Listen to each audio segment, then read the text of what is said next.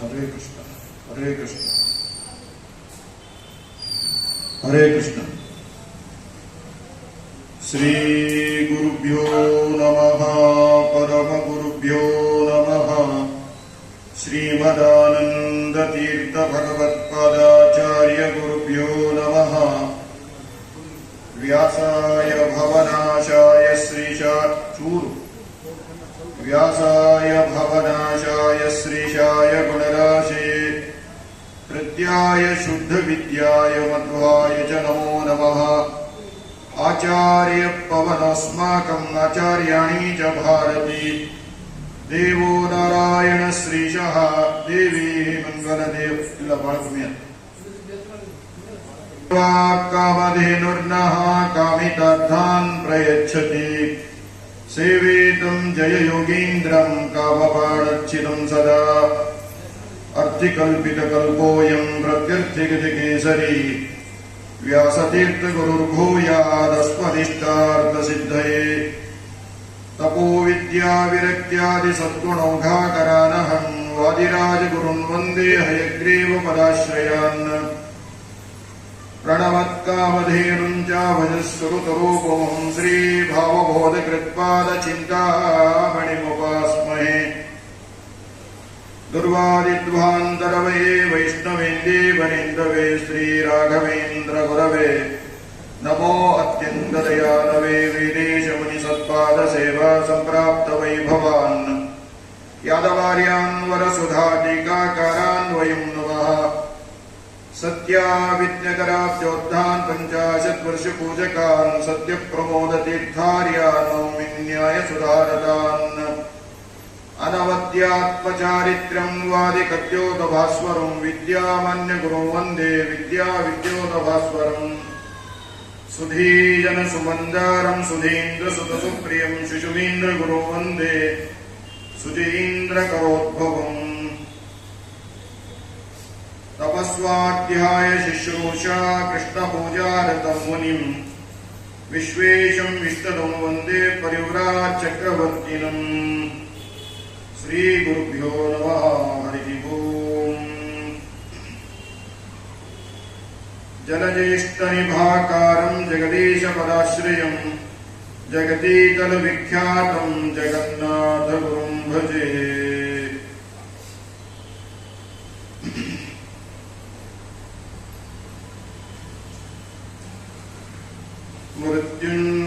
ಮೃತ್ಯುಂಜಯಾಯ ರುದ್ರಾಯ ಮೃತ್ಯುಂಜಯಾಯ ರುದ್ರಾಯ ನೀಲಕಂಠಾಯ ಶಂಭವೇ ನೀಲಕಂಠಾಯ ಶಂಭವೇ. ಮಹಾಕಾಲಾಯ ದೇವಾಯ ಮಹಾಕಾಲಾಯ ದೇವಾಯ ಮಹಾಕಾಲಾಯ ದೇವಾಯ ಮಹಾಕಾಲಾಯ ದೇವಾಯ. ಪಾರ್ವತಿ ಪತಯೇ ನಮಃ ಪಾರ್ವತಿ ಪತಯೇ ನಮಃ.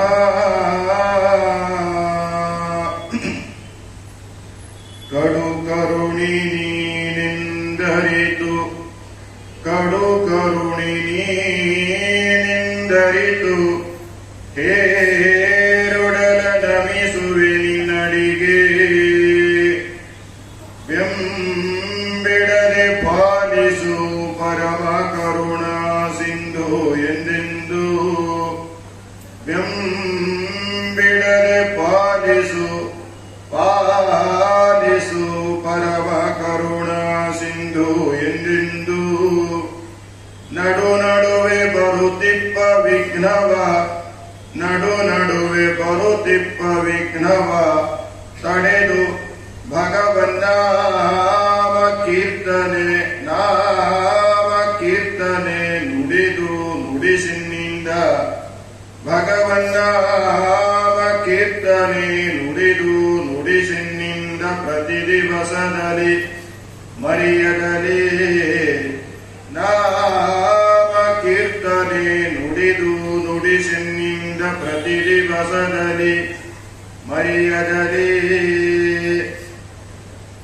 ಅಪರೋಕ್ಷ ಜ್ಞಾನಿಗಳಾದಂತಹ ಹರಿಕಥಾಮೃತ ಸಾರವನ್ನು ರಚನೆ ಮಾಡಿದ ಮಹಾನುಭಾವರು ಜಗನ್ನಾಥದಾಸರು ಆರಂಭದಲ್ಲಿ ಹೇಳ್ತಾರೆ, ಹರಿಕಥಾಮೃತ ಸಾರ ಗುರುಗಳ ಕರುಣದಿಂದ ಪರಿತು ಬೇಡುವೆ ಪರಮ ಭಗವದ್ಭಕ್ತರಿಗನಾದರದಿ ಕೇಳುವುದು ಅಂತ ಹೇಳ್ತಾರೆ. ಆ ಗುರುಗಳ ಕರುಣದಿಂದ ಆಪನಿತು ಬೇಡುವೆ. ನಾವು ಹೇಳ್ತಾ ಇರೋದು ಕರುಣಾಸಂಧಿ, ದಾಸರು ಹೇಳ್ತಾರೆ ಆ ಕರುಣದಿಂದ ಅಂತ ಹೇಳ್ತಾರೆ. ಆ ಗುರುಗಳ ಕರುಣದಿಂದ. ಯಾವ ಗುರುಗಳು? ಮಧ್ವಾಚಾರ್ಯರ, ಟೀಕಾಕೃತ್ಪಾದರ, ಅದು ಅಂತಿಮ. ಆದರೆ ಮುಖ್ಯವಾಗಿ ಅವರ ಉದ್ದೇಶ ಏನು ಅಂತ ಕೇಳಿದ್ರೆ, ತಮಗೆ ಆಯುರ್ದಾನವನ್ನ ಮಾಡಿದ ಗೋಪಾಲದಾಸರು. ಮನೆಯಲ್ಲಿರುವ ಅಕ್ಕಿ ಕೊಡಬಹುದು, ಬೇಳೆ ಕೊಡಬಹುದು, ಸಕ್ಕರೆ ಕೊಡಬಹುದು, ತುಪ್ಪ ಕೊಡಬಹುದು. ಆದರೆ ಇಡೀ ವಿಜ್ಞಾನಕ್ಕೆ ಸವಾಲಾಗಿರತಕ್ಕಂತಹ ವಿಷಯ, ಯಾರೊಬ್ಬರೂ ತಮ್ಮ ಜೀವಮಾನದ ಆಯುಷ್ಯವನ್ನು ಕೊಡೋದಕ್ಕೆ ಸಾಧ್ಯವಿಲ್ಲ. ವಿಜಯದಾಸರ ಆದೇಶ ಅನುಗ್ರಹದಂತೆ ಗೋಪಾಲದಾಸರು ಎನ್ನ ಭಿನ್ನಪಕೆಯಳು ಧನ್ವಂತ್ರಿ ಯುವ ಕೇವಲ ಅಂತ ಹೇಳ್ತಾ, ಎನ್ನ ಭಿನ್ನಪಕೆಯಳು ಧನ್ವಂತ್ರಿ ದಯಮಾಡು ಸಣ್ಣವನು ಯುವ ಕೇವಲ ಅಂತ ಹೇಳ್ತಾ ಏನ್ ಮಾಡ್ತಾರೆ, ಧನ್ವಂತ್ರಿ ಮಂತ್ರದಿಂದ ಗಾಯತ್ರಿ ಮಂತ್ರದ ಸಿದ್ಧಿ ಇರತಕ್ಕಂತಹ ಗೋಪಾಲದಾಸರು ಆಯುಷ್ಯವನ್ನು ಪ್ರದಾನ ಮಾಡ್ತಾರೆ. ಇದನ್ನ ತಲೆಯಲ್ಲಿ ಇಟ್ಟುಕೊಂಡಿದ್ದಾರೆ ಜಗನ್ನಾಥದಾಸರು. ಹಾಗಾಗಿ ಹರಿಕಥಾಮೃತ ಸಾರ ಆ ಗುರುಗಳ ಕರುಣದಿಂದ ಆಪನಿತು ಬೇಡುವೆ. ಆಪನಿತು ಬೇಡುವೆ ಅಂದ್ರೇನು? ನನ್ನ ಶಕ್ತಿ ಇದ್ದಷ್ಟು ಹೇಳ್ತೇನೆ ಅಂತ. ಯಾಕೆ ಅಂದ್ರೆ ಹರಿಕಥಾಮೃತ ಸಾರ ಬೆಟ್ಟದಷ್ಟಿದೆ, ನಾನಷ್ಟೇ ಹೇಳಲಿಕ್ಕಾಗಲ್ಲ, ಎಷ್ಟು ಹೇಳಬಹುದೋ ಅಷ್ಟೇ ಹೇಳ್ತೇನೆ ಅಂತ ಹೇಳ್ತಾರೆ. ಆದ್ದರಿಂದ ಹರಿಕಥಾಮೃತ ಸಾರ. ಹರಿಕಥಾಮೃತ ಸಾರ ಅಂದ್ರೆ ಏನು, ಯಾಕೆ ಅಂತ ನಾವು ನಿನ್ನೆ ನೋಡಿದ್ದೇವೆ. ಆದರೆ ಇವತ್ತು ಒಂದು ಸಂಗತಿಯನ್ನು ನೋಡೋಣ. ಹರಿ ಅಂದ್ರೆ ಯಾರು? ಹರಿಕಥಾಮೃತ ಸಾರ ಅಂತ ಇವರಿಗೆ ಹೆಸರಿಡಬೇಕಾದರೆ ಬಂದ ಸ್ಫೂರ್ತಿ ಏನು? ಇನ್ನೊಬ್ಬರಿಟ್ರು ಹರಿಭಕ್ತಿ ಸಾರ ಅಂತ ಇಟ್ರು. ಯಾರು? ಕನಕದಾಸರು. ಹರಿಭಕ್ತಿ ಸಾರ ಅಂತ ಅವರಿಟ್ಟದ್ದರಿಂದ ಇವ ಹರಿಕಥಾಮೃತ ಸಾರ ಅಂತ ಇಟ್ರು. ಯಾಕೆ ಅಂತ ಕೇಳಿದ್ರೆ, ಹರಿ ಅಂದ್ರೆ ಯಾರು? ಬಿಂಬರೂಪಿಯಾದ ಪರಮಾತ್ಮ. ಆ ಬಿಂಬರೂಪಿಯಾದ ಪರಮಾತ್ಮನ ಹೆಸರು ಏನು ಅಂದ್ರೆ ಹರಿ ಅಂತ. ಆ ಬಿಂಬರೂಪಿಯಾದ ಪರಮಾತ್ಮ ನಮ್ಮಲ್ಲಿ ಏನ್ ಮಾಡ್ತಾನೆ? ಅನಿರುದ್ಧ, ಪ್ರದ್ಯುಮ್ನ, ಸಂಕೃಷ್ಣ, ವಾಸುದೇವ, ನಾರಾಯಣ ರೂಪದಿಂದ ಏನು ಮಾಡ್ತಾನೆ ಅನ್ನೋದನ್ನ ತಿಳಿಸೋದೆ ಹರಿಕಥಾಮೃತ ಸಾರ. ಹರಿ ಅಂದ್ರೆ ವಾಯುದೇವರು. ಪರಮಾತ್ಮ ಅನಿರುದ್ಧಾದಿ ಪಂಚರೂಪಗಳಿಂದ ನಮ್ಮ ದೇಹದಲ್ಲಿ ಎಲ್ಲ ಕಾರ್ಯವನ್ನು ಮಾಡ್ತಾನೆ. ಹಾಗೆ ಮಾಡ್ತಾನೆ ಅಂತ ಏನ್ ಮಾಡಲ್ಲ ವಾಯುದೇವರು, ಸುಮ್ಮನೆ ಇರುವುದಿಲ್ಲ. ವಾಯುದೇವರು ಕೂಡ ಏನ್ ಮಾಡ್ತಾರೆ? ಪರಮಾತ್ಮನ ಆದೇಶದಂತೆ ಪ್ರಾಣೋಪಾನ, ವ್ಯಮೋದಾನ, ಉದಾನ ಸಮಾನ ರೂಪಗಳಿಂದ ಈ ದೇಹದಲ್ಲಿ ಕಾರ್ಯವನ್ನು ಮಾಡ್ತಾರೆ. ಹಾಗಾಗಿ ಹರಿ ಎನ್ನುವ ಶಬ್ದಕ್ಕೆ ವಾಯು ಅಂತ ಅರ್ಥ. ಹಾಗಾಗಿ ಆ ವಾಯುದೇವರು ನಮ್ಮ ದೇಹದಲ್ಲಿ ಏನು ಕಾರ್ಯವನ್ನ ಮಾಡ್ತಾರೆ ಅನ್ನೋದನ್ನು ತಿಳಿಸ್ಲಿಕ್ಕಿದ್ದಾರೆ. ಅದಕ್ಕೆ ಇದಕ್ಕೆ ಹರಿಕಥಾಮೃತ ಸಾರ ಅಂತ ಹೆಸರಿಟ್ಟು. ಹರಿ ಅಂದ್ರೆ ನರಹರಿ. ನರಹರಿ ಅಂದ್ರೆ ಯಾರು? ನರಸಿಂಹದೇವರು. ತಮ್ಮ ಉಪಾಸ್ಯ ಮೂರ್ತಿಯ ನರಸಿಂಹದೇವರು ಯಾವ ಕಾರ್ಯವನ್ನು ಮಾಡ್ತಾರೆ ಅನ್ನೋದನ್ನು ನಿನ್ನೆ ಹೇಳಿದ್ದೇನೆ. ಹಾಗಾಗಿ ಅಂತಹ ನರಹರಿ, ಆ ನರಸಿಂಹದೇವರ ಅನುಗ್ರಹದ ಸಾರ ಹರಿಕಥಾಮೃತ ಸಾರ. ಹರಿ ಅಂದ್ರೆ ಇಂದ್ರ ಅಂತ ಅರ್ಥ. ಹರಿ ಅನ್ನೋ ಶಬ್ದಕ್ಕೆ ಇಂದ್ರ ಅಂತ ಅರ್ಥ. ಇಂದ್ರ ಅಂದ್ರೆ ಯಾರು? ಇಂದ್ರಾವತಾರಿಗಳು ಯಾರು? ಟೀಕಾಕೃತ್ಪಾದರು. ಆ ಟೀಕಾಕೃತ್ಪಾದರು ನ್ಯಾಯಸುಧೆಯಲ್ಲಿ ಏನು ಹೇಳಿದ್ದಾರೆ ಆ ವಿಷಯದ ಸಾರವನ್ನ ಇಲ್ಲಿ ಏನ್ ಮಾಡಿದ್ದಾರೆ, ತಂದಿದ್ದಾರೆ. ಹಾಗಾಗಿ ಹರಿಕಥಾಮೃತ ಸಾರಕ್ಕೆ ಕನ್ನಡದ ನ್ಯಾಯಸುಧಾ ಅಂತ ಹೆಸರಿದೆ. ಹಾಗಾಗಿ ಅಂತಹ ಒಳ್ಳೆಯ ಸ್ಥಾನವನ್ನು ಪಡೆದದ್ದು ಯಾವುದು? ಹರಿಕಥಾಮೃತ ಸಾರ. ಹಾಗಾಗಿ ಹರಿ ಅಂದ್ರೆ ಇಂದ್ರ. ಇಂದ್ರ ಅಂದ್ರೆ ಇಂದ್ರಾವತಾರಿಗಳಾದ ಜಯತೀರ್ಥರು. ಆ ಜಯತೀರ್ಥರು ನ್ಯಾಯಸುಧೆಯಲ್ಲಿ ಜಿಜ್ಞಾಸಾಧಿಕರಣದಲ್ಲಿ ಏನು ಹೇಳ್ತಾರೆ ಆ ವಿಷಯ ಎಲ್ಲಿದೆ ಅಂತ ಕೇಳಿದ್ರೆ ಮಂಗಳಾಚರಣ ಶ್ಲೋಕದಲ್ಲಿ ಇದೆ. ನಾರಸಿಂಹನೇ ನಮಿಪೆ ಅನ್ನೋದರಲ್ಲಿ ಜಿಜ್ಞಾಸಾಧಿಕರಣದ ಸಾರ ಇದೆ. ಜಿಜ್ಞಾಸಾಧಿಕರಣ ಸಾರ ಅಂತ ಹೇಳಿದ್ರೆ ವಿಷ್ಣು ಸರ್ವೋತ್ತಮತ್ವ, ಜಗತ್ ಜನ್ಮಾಧಿಕಾರಣತ್ವ, ಬ್ರಹ್ಮ ಜಿಜ್ಞಾಸೆ ಎಲ್ಲವೂ ಕೂಡ ಏನಾಗುತ್ತೆ ಅಂತ ಕೇಳಿದ್ರೆ ಜಿಜ್ಞಾಸಾಧಿಕರಣದಲ್ಲಿ ಬರ್ತದೆ. ಹಾಗಾಗಿ ಆ ಜಿಜ್ಞಾಸಾಧಿಕರಣದ ಸಾರವನ್ನ ಅಷ್ಟೇ ಯಾಕೆ ಬ್ರಹ್ಮಸೂತ್ರದ 4 ಅಧ್ಯಾಯಗಳ ಸಾರ ಮಂಗಳಾಚರಣ ಪದ್ಯದಲ್ಲಿ ಇದೆ. ಇಡೀ ಬ್ರಹ್ಮಸೂತ್ರದ 4 ಅಧ್ಯಾಯ ಯಾವುದು? ಸಮನ್ವಯಾಧ್ಯಾಯ, ಸಾಧನಾಧ್ಯಾಯ, ಅವಿರೋಧಾಧ್ಯಾಯ, ಫಲಾಧ್ಯಾಯ ಅಂತ ಬ್ರಹ್ಮಸೂತ್ರಕ್ಕೆ 4 ಅಧ್ಯಾಯಗಳು. ಆ 4 ಅಧ್ಯಾಯಗಳ ಸಾರ ಹರಿಕಥಾಮೃತ ಸಾರದ ಮೊದಲನೆಯ ಸಂಧಿಯಲ್ಲ, ಮೊದಲನೇ ಮಂಗಳಾಚರಣ ಪದ್ಯದಲ್ಲಿ ಇದೆ.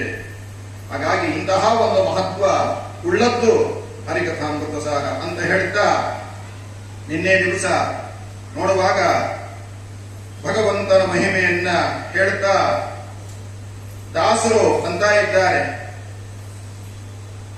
ಮನ ವಚನಕ್ಕೆ ಅತಿ ದೂರ ನೋಡಿ ಆಯ್ತು, ಸಾಕು ಸದ್ಯಕ್ಕೆ. ಮದಗಿ ಪರಮಾದರದಿ ಪಾಡಲು, ಮದಗಿ ಪರಮಾದರದಿ ಪಾಡಲು, ಕುಳಿತು ಕೇಳುವ ಕುಳಿತು ಪಾಡಲು ನಿಲ್ಲುವ, ನಿಂತರೆ ನಲಿವ ನಲಿದರೆ ಒಲಿವೆ ನಾನಿಮಗೆಂಬ, ಸುಲಭನೋ ಹರಿ ತನ್ನವರನು ಅರಗಡಿಗೆ ಬಿಟ್ಟಗಲನು, ರಮಾಧವನ ಒಲಿಸಲರಿಯದೆ ಪಾಮರರು ಬಳಲುವರು ಭವದೊಳಗೆ. ಹಾಗಾದ್ರೆ ಬಹಳ ಸುಲಭ ಆಯ್ತಲ್ಲ, ಮಲಿಕೊಂಡಾದ್ರೂ ಕೂಡ ದೇವರ ನಾಮಸ್ಮರಣೆ ಮಾಡಬೇಕು ಅಂತ ಆಯ್ತಲ್ಲ ಅಂತ ಹೇಳಿದ್ರೆ ಹಾಗಲ್ಲ. ಕಲಿಯುಗದಲ್ಲಿ ಸಾಧನೆ ಬಹಳ ಸರಳ ಅಂತ ಹೇಳ್ತಾ ಇದ್ದಾರೆ. ಕಲಿಯುಗದಲ್ಲಿ ಸಾಧನೆ ಬಹಳ ಸರಳ. ಕೃತತ್ರೇತ ದ್ವಾಪರ ಯುಗಗಳಲ್ಲಿ 10,000 ವರ್ಷ ಮಾಡಬಹುದಾದ ಸಾಧನೆಯನ್ನ ಕಲಿಯುಗದಲ್ಲಿ ಯಸ್ಯ ಸ್ಮರಣ ಮಾತ್ರೇಣ ಜನ್ಮ ಸಂಸಾರ ಬಂಧನ ವಿಮುಚ್ಯತೆ ನಮಸ್ತಸ್ಮೈ ವಿಷ್ಣವೇ ಪ್ರಭವಿಷ್ಣವೇ ಅಂತ ಹೇಳ್ತಾರೆ. ಆದ್ದರಿಂದ ಬೆಳಗ್ಗೆ ಎದ್ದು ಕೂಡಲೇ ಡಾಕ್ಟರ್ ಹೇಳ್ತಾರೆ 50 ದಾಟಿದೆ, ನಿಮ್ಮ ಹಣೆ ಬರಹ ವಾಕಿಂಗ್ ಹೋಗ್ರಿ ಅಂತ. ಹೋಗೋದೇನು ತಪ್ಪಿದ್ದಲ್ಲ, ಆದರೆ ಶಾಸ್ತ್ರಕಾರರು ಹೇಳ್ತಾರೆ ಹೋಗೋವಾಗಿ ಈ ಶ್ಲೋಕ ಹೇಳಪ್ಪ ಅಂತ ಹೇಳ್ತಾರೆ. ಏನಂತ? ಅಹಂ ಕಾಶೀಂ ಗಮಿಷ್ಯಾಮಿ ತತ್ರೈವ ನಿವಸಾಮ್ಯಹಂ ಇತಿ ಬ್ರುವಾಣಃ ಸತತಂ ಕಾಶೀವಾಸ ಫಲಂ ಲಭೇತ್. ನಾನು ವಾಕಿಂಗ್ ಹೋಗ್ತಾ ಇಲ್ಲ, ಕಾಶಿಗೆ ಹೋಗ್ತಾ ಇದ್ದೇನೆ, ಅಲ್ಲೇ ವಾಸ ಮಾಡ್ತೇನೆ ಅಂತ 3 ಬಾರಿ ಹೇಳು, ಕಾಶಿವಾಸ ಫಲಂ ಲಭೇತ್. ಕಾಶಿವಾಸದ ಫಲ ಬರ್ತದೆ. ಅದನ್ನೇ ದಾಸರು ಹೇಳಿದ್ರು, ಕಲಿಯುಗಪ್ಪ ಇದು. ನೀನು ಬೆಳಿಗ್ಗೆ 1 ತಿಂಗಳ ಇಡೀ ಕಾರ್ತಿಕ ಸ್ನಾನ ಮಾಡಿ ಪೂಜೆ ಮಾಡ್ತೇನೆ ಅಂತ ಹೇಳಿದ್ರೆ ನಿನ್ನ ಆರೋಗ್ಯ ಅದಕ್ಕೆ ಸ್ಪಂದನೆ ಮಾಡ್ಲಿಕ್ಕಿಲ್ಲ. ಆದ್ರೆ ಮನಿಕೊಂಡಾದ್ರೂ ಕೂಡ ಪರವಾಗಿಲ್ಲ, ಜ್ವರ ಬಂದಾಗಲೂ ಪರವಾಗಿಲ್ಲ, ಹಾಸಿಗೆ ಹಿಡಿದಾಗಲೂ ಪರವಾಗಿಲ್ಲ, ನನ್ನ ನಾಮಸ್ಮರಣೆಯನ್ನ ಮಾಡೋದಕ್ಕೇನಿಲ್ಲ. ನಚ ದೇಶ ನಿಯಮ ನಚ ಕಾಲ ನಿಯಮ. ರಾತ್ರಿ 2:30 ಎಚ್ಚರ ಆಗಿದೆ ಅನ್ಕೊಳ್ಳಿ, ರಾತ್ರಿ 2:30 ಎಚ್ಚರ ಆಗಿದೆ, ಆಚಾರ 2:30 ಎಚ್ಚರ ಆಗಿದೆ, ಸ್ನಾನ ಮಾಡ್ಲೇನು ಇಲ್ಲ, ಕಾಲ ಅಲ್ಲ. ಆಚಾರ್ಯ ರಾತ್ರಿ 2:30 ಎಚ್ಚರ ಆಗಿದೆ, ಒಂಚೂರು ದಾನ ಕೊಡಬೇಕು ಅನ್ಸಲು ಕೊಡ್ಲೇನು ಇಲ್ಲ. ಆಚಾರ್ಯ ರಾತ್ರಿ 2:30 ಎಚ್ಚರ ಆಗಿದೆ, ನಾಮಸ್ಮರಣೆ ಮಾಡ್ಲೇನು ಅಂದ್ರೆ ಅವಶ್ಯವಾಗಿ ಮಾಡಬಹುದು. ಹಾಗಾಗಿ ನಚ ದೇಶ ನಿಯಮ ನಚ ಕಾಲ ನಿಯಮ. ಭಗವಂತನ ಕಾರುಣ್ಯವನ್ನೇ ಹೇಳುವ ಪ್ರಸಂಗದಲ್ಲಿ ದಾಸರು ಈ ಮಾತನ್ನೇ ಹೇಳ್ತಾ ಇದ್ದಾರೆ. ನೀನು ಭಕ್ತಿಯಿಂದ ಹೇಳಪ್ಪ, ನೀನು ಭಕ್ತಿಯಿಂದ ಮಲಗಿಕೊಂಡಾಗಲಾದ್ರೂ ಕೂಡ, ಯಾಕೆ ಆಸ್ಪತ್ರೆಗಳಲ್ಲಿ ತಿಂಗಳಗಟ್ಟಲೆ ಮಲಗಿರ್ತೇವೆ, ಮಲಗಿದಾಗ ಸ್ನಾನ ಇರುವುದಿಲ್ಲ, ಸ್ನಾನ ಆಗದೇ ಹೋದರೂ ಕೂಡ ಪರವಾಗಿಲ್ಲ, ಭಕ್ತಿಯಿಂದ ನನ್ನ ನಾಮಸ್ಮರಣೆಯನ್ನು ಮಾಡು. ಆ ಭಕ್ತಿಯಿಂದ ನನ್ನ ನಾಮಸ್ಮರಣೆಯನ್ನು ಮಾಡಿದಾಗ ನಾನು ಕೇಳ್ತೇನಪ್ಪ. ಯಾಕೆ ಕೇಳ್ತೇನೆ? ದಾಸರಂತಾರೆ ಇದು ದೇವರ ಕಾರುಣ್ಯ, ಇದು ಪರಮಾತ್ಮನ ಕಾರುಣ್ಯ. ಕಾರುಣ್ಯ ಅಲ್ಲದೆ ಇನ್ನೇನು? ಯಾಕೆ ಅಂದ್ರೆ ಪ್ರಹ್ಲಾದರಾಜರು ಹೇಳ್ತಾ ಇದ್ದಾರೆ ಈ ಮಾತನ್ನ. ಪ್ರಹ್ಲಾದರಾಜರು ಹೇಳ್ತಾರೆ, ಬ್ರಹ್ಮಾದಯ ಸುರಗಣ ಮುನಯೋತ ಸಿದ್ಧ ಸತ್ವೈಕತಾನ ವಚಸೋ ವಚಸಾಂ ಪ್ರವಾಹೈ ನಾಂತಂ ಪರಸ್ಯ ಪರತೋಪಿ ಧ್ವನೋಪಿ ಯಂತಿ ಕಿಂ ದೋಷ್ಟುಮರ್ಹತಿ ಸಮೇ ಹರಿರುಗ್ರಜಾತೆ. ಅಲ್ಲಪ್ಪ ಸ್ವಾಮಿ, ರಮಾ ಬ್ರಹ್ಮಾದಿ ದೇವತೆಗಳು ಸಾವಿರಾರು ರೂಪದಿಂದ ನಿನ್ನ ಸ್ತೋತ್ರವನ್ನು ಮಾಡ್ತಾ ಇರ್ತಾರೆ. ಅದನ್ನು ಕೇಳ್ತೀಯೋ ಇಲ್ಲೋ ಗೊತ್ತಿಲ್ಲ, ಪುರುಸೊತ್ತಿರುತ್ತೋ ಇಲ್ಲ. ಆದರೆ ಹರಿಹಿ ಉಗ್ರಜಾತೆ, ಅಸುರ ಕುಲದಲ್ಲಿ ಹುಟ್ಟಿರತಕ್ಕಂತಹ ನನ್ನ ಸ್ತೋತ್ರವನ್ನು ಕೇಳಬೇಕು ಅಂತ ನೇಮ ನಿನಗೆ. ಆದರೂ ಕೇಳ್ತೀಯಲ್ಲ, ಇದು ನನ್ನ ದೊಡ್ಡಸ್ತಿಕೆ ಅಲ್ಲ, ಇದೇನು ನಿನ್ನ ಕಾರುಣ್ಯ. ನಿನ್ನ ಕಾರುಣ್ಯ ಅಂದರೆ ಇವನ ಕಾರುಣ್ಯಕ್ಕೆ ಏನೆಂಬೆ ಅಂತ. ಇವನ ಕಾರುಣ್ಯಕ್ಕೆ ಇನ್ನೇನು ಹೇಳಲಿ ಅಂತಾರೆ ಜಗನ್ನಾಥದಾಸರು. ಆದ್ದರಿಂದ ಮಲಗಿ ಪರಮಾದರದಿ ಪಾಡಲು ಅನ್ನೋದಕ್ಕೆ ನಿಮಗೆ 2-3 ರೀತಿಯಾದ ಅಭಿಪ್ರಾಯವನ್ನೇ ಹೇಳಿದ್ದೇವೆ. ಇವತ್ತೊಂದು ಅಭಿಪ್ರಾಯವನ್ನು ಹೇಳಿ ಮತ್ತೆ ಮುಂದಿನ ಪದ್ಯಕ್ಕೆ ಸಾಗೋಣ.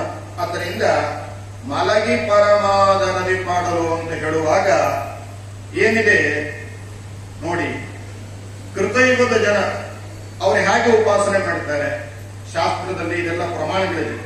ಕೃತಯುಗದ ಜನ ಕುಣಿದು ಏನು ಮಾಡ್ತಾರೆ, ನರ್ತನ ಮಾಡ್ತಾ ಕುಣಿದು ಕುಪ್ಪಳಿಸಿ ಏನು ಮಾಡ್ತಾರೆ, ಪರಮಾತ್ಮನ ಉಪಾಸನೆಯನ್ನು ಮಾಡ್ತಾರೆ. ತ್ರೇತಾಯುಗದಲ್ಲಿ ಕುಣಿಯಲ್ಲ, ಒಂದು ಕಮ್ಮಿ ಆಯಿತು. ಯಾಕೆ? ಕೃತಯುಗದಲ್ಲಿ 4 ಪಾದ ಧರ್ಮ, ಹೌದು ಅಲ್ಲ? ತ್ರೇತಾಯುಗದಲ್ಲಿ ಕಮ್ಮಿ ಆಯಿತು, 1 ಪಾದ ಕಮ್ಮಿ ಆಯಿತು. ಹಾಗಾಗಿ ತ್ರೇತಾಯುಗದಲ್ಲಿ ಏನ್ ಮಾಡ್ತಾರೆ ಅಂತ ಕೇಳಿದ್ರೆ ಎದ್ದು ನಿಂತು ಏನ್ ಮಾಡ್ತಾರೆ, ಉಪಾಸನೆಯನ್ನು ಮಾಡ್ತಾರೆ. ಎದ್ದು ನಿಂತು ಉಪಾಸನೆ ಮಾಡ್ತಾರೆ. ಅತ್ರಿ ಋಷಿಗಳು ಅನಸೂಯಾದೇವಿಯಂದಿಗೆ ಏನ್ ಮಾಡಿದ್ರು, ವೃಕ್ಷ ಪರ್ವತಕ್ಕೆ ಹೋದ್ರು. ಅಲ್ಲೊಂದು ನದಿ ಹರಿತಾ ಇದೆ, ಸುನಂದಾ ನದಿ. ಆ ಸುನಂದಾ ನದಿಯ ದಂಡ ಮೇಲೆ ಏನ್ ಮಾಡಿದ್ರು, ಎದ್ದು ನಿಂತರು. ಬಲಗಾಲಿನ ಹೆಬ್ಬೆರಳನ್ನ ಮಾತ್ರ ನೆಲಕ್ಕೂರಿದ್ರು. ನಭೋಮಂಡಲವನ್ನು ನೋಡ್ತಾ 100 ವರ್ಷ ತಪಸ್ಸು ಮಾಡಿದ್ರು ಮಹಾನುಭಾವರು ಅತ್ರಿ ಋಷಿಗಳು. ಹಾಗಾಗಿ ಅವರಲ್ಲಿ ಬ್ರಹ್ಮ ವಿಷ್ಣು ಮಹೇಶ್ವರರೇ ಅವತಾರವನ್ನು ಮಾಡ್ತಾರೆ. ಹಾಗಾಗಿ ತ್ರೇತಾಯುಗದ ಜನ ಏನ್ ಮಾಡ್ತಾರೆ, ಎದ್ದು ನಿಂತು ತಪಸ್ಸು ಮಾಡ್ತಾರೆ. ಆಮೇಲೆ ದ್ವಾಪರ ಯುಗದ ಜನ ಮತ್ತೆ ಕಮ್ಮಿ ಆಯಿತು, 2 ಪಾದ ಧರ್ಮ. ಹಾಗಾಗಿ ಅವರು ಕುಳಿತುಕೊಂಡೇನು ಮಾಡ್ತಾರೆ, ತಪಸ್ಸು ಮಾಡ್ತಾರೆ. ಸರಿನಾ? ಮುಂದೆ ಬಂದದ್ದು ಯಾವುದು? ಕಲಿಯುಗ. ಕಲಿಯುಗದ ಜನ ಏನ್ ಮಾಡ್ತಾರೆ, ಇದು ನಾನು ಹೇಳೋದಲ್ಲ, ಪ್ರಾಮಾಣಿಕ ಹೇಳ್ತಾ ಇದೆ. ಕಲಿಯುಗದ ಜನ ಮಲಗಿ ಕೊಡ್ತಾರೆ.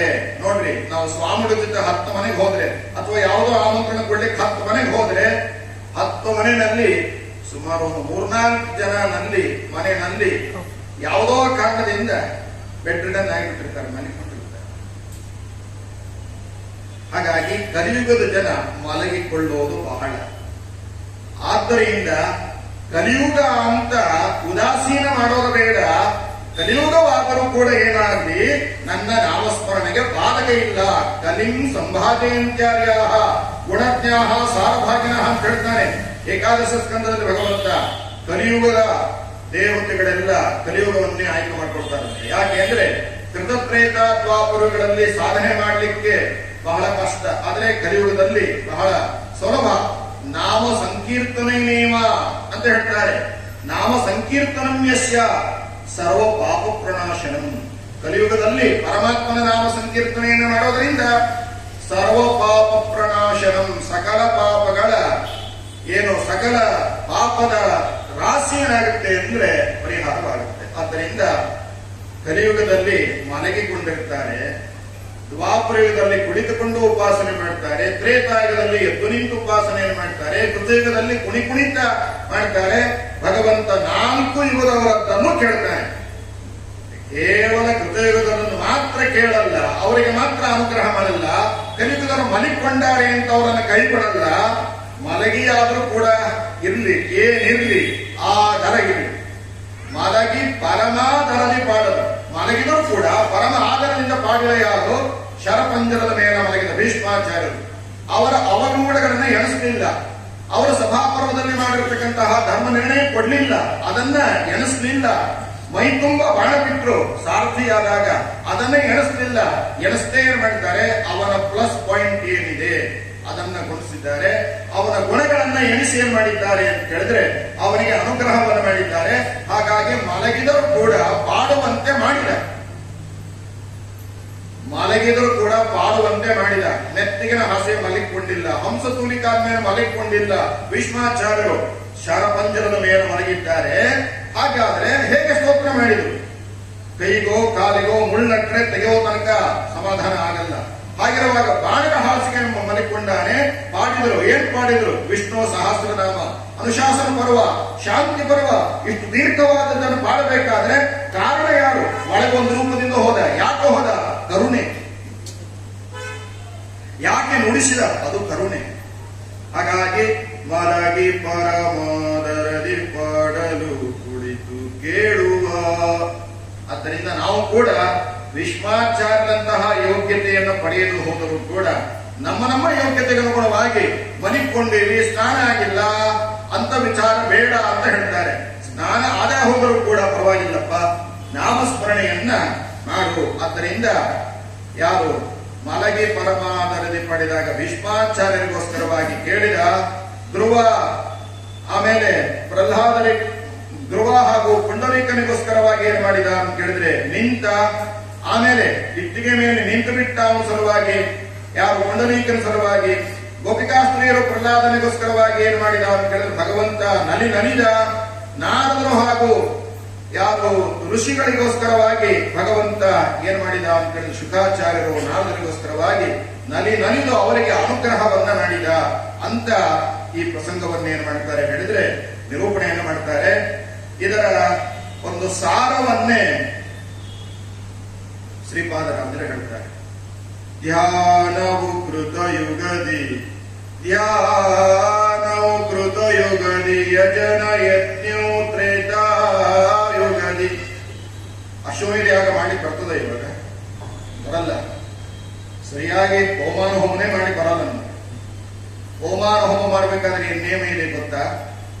ಹೋಮಾನ ಹೋಮ ಮಾಡಬೇಕಾದ್ರೆ ಯಜಮಾನ ಹಿಂದಿನ ದಿವಸ ಕ್ಷೌರವನ್ನ ಮಾಡಿಸಿಕೊಂಡು, ಪ್ರಾಯಶ್ಚಿತ್ತ ರೂಪವಾಗಿ ಕ್ಷೌರವನ್ನ ಮಾಡಿಸಿಕೊಂಡು, ಆಮೇಲೆ ಪಂಚಗವ್ಯ ತಗೊಂಡು ಜನವಾರ ಭಕ್ತಿ ಮಾಡಿ ಉಪವಾಸ ಮಾಡಿ ಮಾರನೇ ದಿವಸ ಹೋಮ ಮಾಡಬೇಕು. ಹಾಗೆ ಮಾಡಿದ್ರೆ ಫಲ ಬರ್ತದೆ. ಹಿಂಗೆ ಹೇಳಿದ್ರೆ ಆಚಾರ ನೀವು ಬೇಡ ಇನ್ನೊಬ್ಬರು ನೋಡ್ತೀವಿ ಅನ್ನೋ ಪರಿಸ್ಥಿತಿ ಬರ್ತದೆ. ಉದ್ದೇಶ ಏನು? ಈ ಕಾರಣಕ್ಕೋಸ್ಕರ ನೋಡಿ. ಇನ್ನೊಂದು ಉದ್ದೇಶ ತಿಳ್ಕೊಳ್ಳಿ.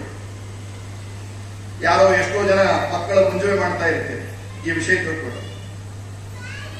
ತಂದೆ ಮಗನಿಗೆ ಮುಂಜಾನೆ ಮಾಡಬೇಕಾದ್ರೆ ಆ ಮಗನಿಗೆ ಧಿಯೋಯೋನ ಪ್ರಚೋದಯ, ಮೆಮೊರಿ ಪವರು ಮತ್ತೆ ಕಾನ್ಸಂಟ್ರೇಷನ್ ಆಗಬೇಕಾದ್ರೆ ತಂದೆ ಏನ್ ಮಾಡಬೇಕು ಅಂದ್ರೆ ಉಪನಯನಕ್ಕಿಂತ ಮುಂಚೆ 1 ತಿಂಗಳು ಅವನೇನ್ ಮಾಡಬೇಕು ಅಂದ್ರೆ 24,000 ಗಾಯತ್ರಿ ಜಪ ಮಾಡಬೇಕು.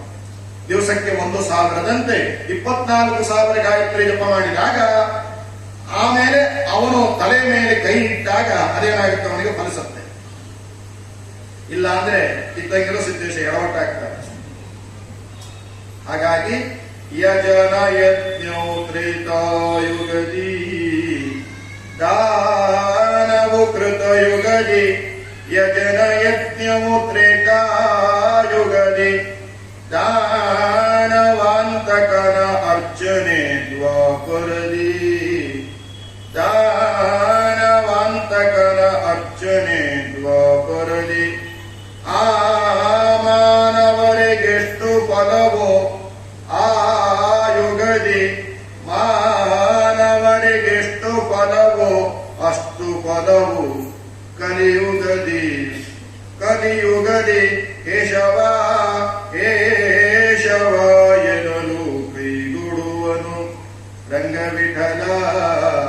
ಕಲಿಯುಗದಲ್ಲಿ ಕೇಶವ ಎನ್ನಲು ಕೈಗೊಡುವನು ರಂಗವಿಠಲ.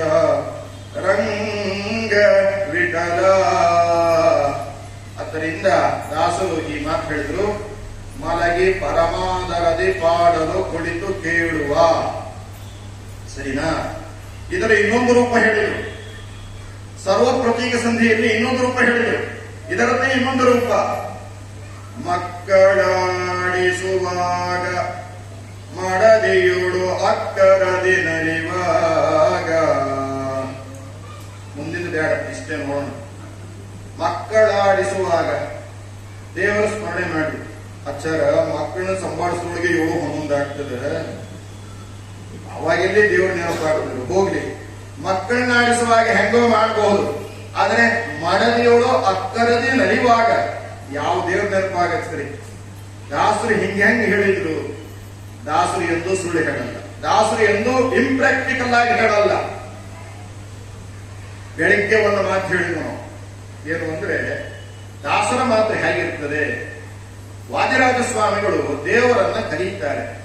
ಬಾರೋ ಮುರಾರಿ ಬಾಲಕ ಶೌರಿ, ಆಟ ಸಾ ಕೇಳು ಊಟ ಮಾಡೇಳು ಕೃಷ್ಣ ಕೃಪಾಳೋ ಬಾರೋ ಮುರಾರಿ. ದೇವ್ರ ಹಿಂದಿರಿಬೇಕು ಬಾ ಅಂತ ಕರೆದ್ರೆ ಬರ್ತಾನೆ. ನಾವು ಕೆಲವರೆಲ್ಲ ಹಾಡ್ತಾರೆ. ಆ ಹಾಡು ನೋಡಿದ್ರೆ ಅವ್ರ ಸೈಡ್ ತಬಲ ಪೇಟಿ ಬಾ ಬಾ ಬಾ ಅಂತ ಕರೆದ್ರೆ ಬರ್ತಾನೆ ದೇವರು. ಕರೀತೀವಿ ದೇವರನ್ನು.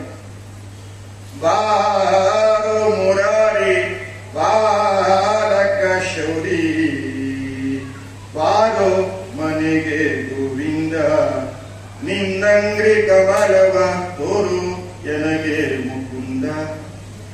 ದಾಸರು ಯಾವ ಹಾಡನ್ನ ಯಾವ ಧ್ವನಿಯಲ್ಲಿ ಯಾವ ಭಾವದಲ್ಲಿ ಹಾಡಿದ್ದಾರೆ ಅದನ್ನು ತಿಳ್ಕೊಂಡು ಹಾಡ್ತಾರೆ, ನಮ್ಮ ಮನಸ್ಸಿಗೆ ಬಂದಂತೆ ಹಾಡೋದಲ್ಲ. ಹಾಗಾಗಿ ವಾದಿರಾಜರಂತಾರೆ, ಬಾಲೋ ಮುರಾರಿ ಬಾಲಕ ಶೌರಿ, ಆಟ ಸಾಕೇಳು ಊಟ ಮಾಡೇಳು ಕೃಷ್ಣ ಕೃಪಾಳೋ. ಆಟ ಸಾಕೇಳು, 12 1 ಗಂಟೆ ಆಗ್ಯದ, ಇನ್ನ ಬರವಲ್ಲ, ಎಲಿ ಹಾಕಿನಿ, ಇನ್ನ ಬಡಿಸೀನಿ, ಬಂದಿಲ್ಲ, ಆಟ ಸಾಕು ಊಟಕ್ಕೆ ಬಾರೋ ಅಂತ ಕರೀತಾಳ ನಮ್ಮ ದೃಷ್ಟಿಯಲ್ಲಿ. ಆದ್ರೆ ಮಹಾನುಭಾವರು ಅಪರೋಕ್ಷ ಜ್ಞಾನಿಗಳು ಆಟ ಸಾಕೇಳೋ ಅಂದ್ರೆ ಬ್ರಹ್ಮಸೂತ್ರದಲ್ಲಿ ಪರಮಾತ್ಮ ಮಾಡುವ ಸೃಷ್ಟಿ ಕಾರ್ಯವನ್ನ ಲೋಕವತ್ತು ನೀಲಾ ಕೈವಲ್ಯಂ ಅಂತ ಸೂತ್ರ. ಭಗವಂತ ಸೃಷ್ಟಿ ಮಾಡುವ ಕಾರ್ಯ ಭಗವಂತನಿಗೆ ಏನು ಅಂತ ಹೇಳಿದ್ರೆ ಮಕ್ಕಳ ಆಟಕ್ಕಿಂತ ಸುಲಭ. ಹಾಗಾಗಿ ಆಟ ಸಾಕೇಳೋ ಅಂದ್ರೆ ಸೃಷ್ಟಿ ಸ್ಥಿತಿ ಮಾಡಿದ್ದು ಸಾಕು, ಸೃಷ್ಟಿ ಮಾಡುವ ಕಾಲ ಬಂದಿದೆ, ಊಟ ಮಾಡೇಳೋ. ಭಗವಂತನಿಗೆ ಊಟ ಅಂದ್ರೆ ಅವರು ಜಗತ್ತನ್ನ ಸೃಷ್ಟಿ ಮಾಡಿ ಸ್ಥಿತಿ ಮಾಡಿ ಪಾಲನೆ ಮಾಡಿದ ಜಗತ್ತನ್ನ ಪ್ರಳಯ ಕಾಲದಲ್ಲಿ ಏಕಾಪೋಷಣವನ್ನು ಮಾಡುತ್ತಾನೆ, ಅದೇ ಅವನಿಗೆ ಊಟ. ಅತ್ತ ಚರಾಚರ ಗ್ರಹಣ ಅಂತ ಸೂತ್ರ, ಬ್ರಹ್ಮಸೂತ್ರ. ಪ್ರಳಯ ಕಾಲದಲ್ಲಿ ಸರ್ವಂ ಅತ್ತಿ ಇತಿ, ಪ್ರಳಯ ಕಾಲದಲ್ಲಿ ಎಲ್ಲವನ್ನೂ ಅತ್ತಿ ಅಂದ್ರೆ ತಿಂತಾನೆ. ಹಾಗಾಗಿ ಅವನಿಗೆ ಅದಿತಿ ಅಂತ ಹೆಸರು. ಅದಿತಿ ಅಂದ್ರೆ ಅತ್ತ ಚರಾಚರ ಗ್ರಹಣ ಅಂತ ಸೂತ್ರ. ಪ್ರಳಯ ಕಾಲದಲ್ಲಿ ಇಡೀ ಪ್ರಪಂಚವನ್ನು ನುಂಗುತ್ತಾನೆ, ಆದ್ರಿಂದ ಅವನನ್ನ ಅದಿತಿ ಅಂತ ಹೇಳ್ತಾರೆ. ಹಾಗಾಗಿ ಆಟ ಸಾಕೇಳೋ ಊಟ ಮಾಡೇಳೋ ಅಂದ್ರೆ ಸೃಷ್ಟಿ ಕಾರ್ಯ ಮುಗಿದಿದೆಯಪ್ಪ, ಪಾಲನೆ ಮಾಡಿದ್ದು ಆಗಿದೆ, ಪ್ರಳಯ ಕಾಲ ಬಂದಿದೆ, ಇಡೀ ಜಗತ್ತನ್ನು ಏನು ಮಾಡೋ ನೀನು ಸರ್ವ ಸಂಹಾರಕ, ಸರ್ವ ಸಂಹಾರಕನಾದದ್ದರಿಂದ ನೀನು ಇದನ್ನು ಸ್ವೀಕಾರ ಮಾಡುವಂತ ಪರಮಾತ್ಮನ ಸೃಷ್ಟಿ ಸ್ಥಿತಿ ಲಯದ ವೈಭವವನ್ನ ದಾಸರು ಸ್ಮರಣೆಗೆ ತಂದುಕೊಡ್ತಾ ಇದ್ದಾರೆ ವಾದಿರಾಜರು. ಹಾಗೆ ಮಕ್ಕಳಾಡಿಸುವಾಗ ಮಡದಿಯವಳು ಅಕ್ಕರೆನ ನೆನೆಯುವಾಗ ಅಂದ್ರೆ ದಾಸರು ಈ ಮಡದಿ ಈ ಮಕ್ಕಳ ಲೆಕ್ಕವನ್ನು ಇಟ್ಕೊಂಡಿದ್ರು. ಈ ವಾಕ್ಯಕ್ಕೆ ಸಂಕರ್ಷಣ ಒಡೆಯರು ವ್ಯಾಖ್ಯಾನವನ್ನ ಮಾಡ್ತಾ ಹೇಳ್ತಾರೆ. ಏನು ಅಂದ್ರೆ ಪ್ರತಿಯೊಬ್ಬರಿಗೂ 10 ಮಕ್ಕಳಿದಾವಪ್ಪ. ಯಾವುದು 10 ಮಕ್ಕಳು? ನಾವು ಮಕ್ಕಳನ್ನ ಆಡಿಸಲ್ಲ, ಮಕ್ಕಳಾಡಿಸುವಾಗ ಮಕ್ಕಳು ನಮ್ಮನ್ನ ಆಡಿಸ್ತವೆ. ಯಾವ 10 ಮಕ್ಕಳು? ಪಂಚ ಜ್ಞಾನೇಂದ್ರಿಯ ಪಂಚ ಕರ್ಮೇಂದ್ರಿಯ ಅನ್ನುವಂತಹ 10 ಮಕ್ಕಳು ಪ್ರತಿಯೊಬ್ಬರಿಗಿದ್ದಾವೆ. ನೋಡಿದ್ದು ಕಂಡದ್ದು ಕೇಳಿದ್ದು ಎಲ್ಲವನ್ನು ವಹಿಸ್ತವೆ. ಹಾಗಾಗಿ ನಾವು ಮಕ್ಕಳನ್ನ ಆಡಿಸೋದಲ್ಲ, ಆ ಮಕ್ಕಳು ಪುರಂಜನೋಪಾಖ್ಯಾನದ ಹಾಗೆ. ಪುರಂಜನೋಪಾಖ್ಯಾನ ಕೇಳಿವಲ್ಲ ಭಾಗವತ ಕೇಳುವಾಗ. ಹಾಗಾಗಿ ಪುರಂಜನೋಪಾಖ್ಯಾನದಂತೆ 10 ಇಂದ್ರಿಯಗಳು ನಮ್ಮನ್ನ 16 ಕಡೆ ಸೆಳೀತಾ ಇರ್ತವೆ. ಹಾಗಾಗಿ ಪುರಂಜನನ ಹಾಗೆ ಬೀದಿ ತಪ್ಪಬೇಡ, ಮಕ್ಕಳಾಡಿಸುವಾಗ ದೇವರ ಸ್ಮರಣೆಯಲ್ಲಿ. ಆಚಾರ್ಯ ಇದೇನೋ ಹೇಳಿದ್ರಿ. ಮುಂದೆ ಮಡದಿಯವಳು ಅಕ್ಕರದೆ ನಲಿಯುವಾಗ ದಾಸರು ಈ ಮಡದಿ ಲೆಕ್ಕ ಇಟ್ಟಿಲ್ಲ. ಪಾಪ ಈ ಮಡದಿಗೆ ಮೈಸೂರು ಸಿಲ್ಕೋ ಚೆನ್ನೈ ಸಿಲ್ಕೋ ಯಾವುದೋ ಒಂದು ತಂದು ಕೊಟ್ಬಿಟ್ರೆ ಸುಮ್ಮನೆ ಇರಬಹುದು. ಈ ಮಡದ ಲೆಕ್ಕ ಇಟ್ಕೊಂಡಿಲ್ಲ ಪಾಪ ದಾಸರು. ದಾಸರಿಗೆ ಯಾವ ಮಡದ ಲೆಕ್ಕ ಇದೆ ಅಂದ್ರೆ ಮನಸ್ಸು, ಬುದ್ಧಿ, ಚಿತ್ತ, ಚೇತನ, ಅಹಂಕಾರ ಅನ್ನೋ 5 ಮಡದಿ ಇದೆ. ಆ 5 ಮಡದಿಗಳು ಎಲ್ಲೋ ನಮ್ಮನ್ನು ಪ್ರಪಾತಕ್ಕೆ ಹಾಕ್ತಾ ಇರ್ತಾರೆ. ಹಾಗಾಗಿ ಮಡದಿಯವಳು ಅಕ್ಕರದೆ ನಲಿಯುವಾಗ. ಹಾಗಾಗಿ ಈ ಮಾತು ಅರ್ಥ ಆದ್ರೆ ಮನೆಗೆ ಪರಮಾದರದೆ ಪಾಡಲು ಅನ್ನುವಂತಹ ಮಾತು ಅರ್ಥ ಆಗ್ತಾ ಇದೆ ಅನ್ನುವಂತಹ ಸಂಗತಿಯನ್ನ ನಿರೂಪಣೆಯನ್ನ ಮಾಡ್ತಾ, ಇಷ್ಟು ಸುಲಭವಾದ ದಾರಿ ಇದ್ರೂ ಕೂಡ, ನಾನು ಕರುಣಾ ಸಮುದ್ರನಾಗಿದ್ದರೂ ಕೂಡ ಪಾಮರರು ಬಡಲುವರು ಭವದೊಳಗೆ, ಇಷ್ಟು ಸುಲಭವಾದ ಉಪಾಯವನ್ನ ನಾನು ಕೊಟ್ಟಿದ್ದೇನೆ ಕಲಿಯುಗದವರಿಗೆ. ಇಷ್ಟು ಸುಲಭವಾದ ಉಪಾಯ ಇಲ್ಲದೆ ಇದ್ದರೂ ಕೂಡ ಅವರೇನ್ ಮಾಡ್ತಾರೆ ಅಂತ ಕೇಳಿದ್ರೆ ನರಕಕ್ಕೆ ಹೋಗ್ತಾರಲ್ಲ ಅಂತ ಇಲ್ಲಿ ಹೇಳ್ತಾ ಇದ್ದಾರೆ. ಇದಾದ್ಮೇಲೆ ಮುಂದೆ ಅದ್ಭುತವಾದ ಒಂದು ಸಂಗತಿಯನ್ನ ದಾಸರು ಹೇಳ್ತಾರೆ. ಮನದೊಳಗೆ ತಾನಿತ್ತು ಮನವಿಂದೆನಿಸಿ ಕುಂಬನು, ಮನದೊಳಗೆ ತಾನಿತ್ತು ಮನವಿಂದೆನಿಸಿ ಕೊಂಬನು, ಮನದ ವೃತ್ತಿಗಳನ್ನನುಸರಿಸಿ ಭೋಗಗಳ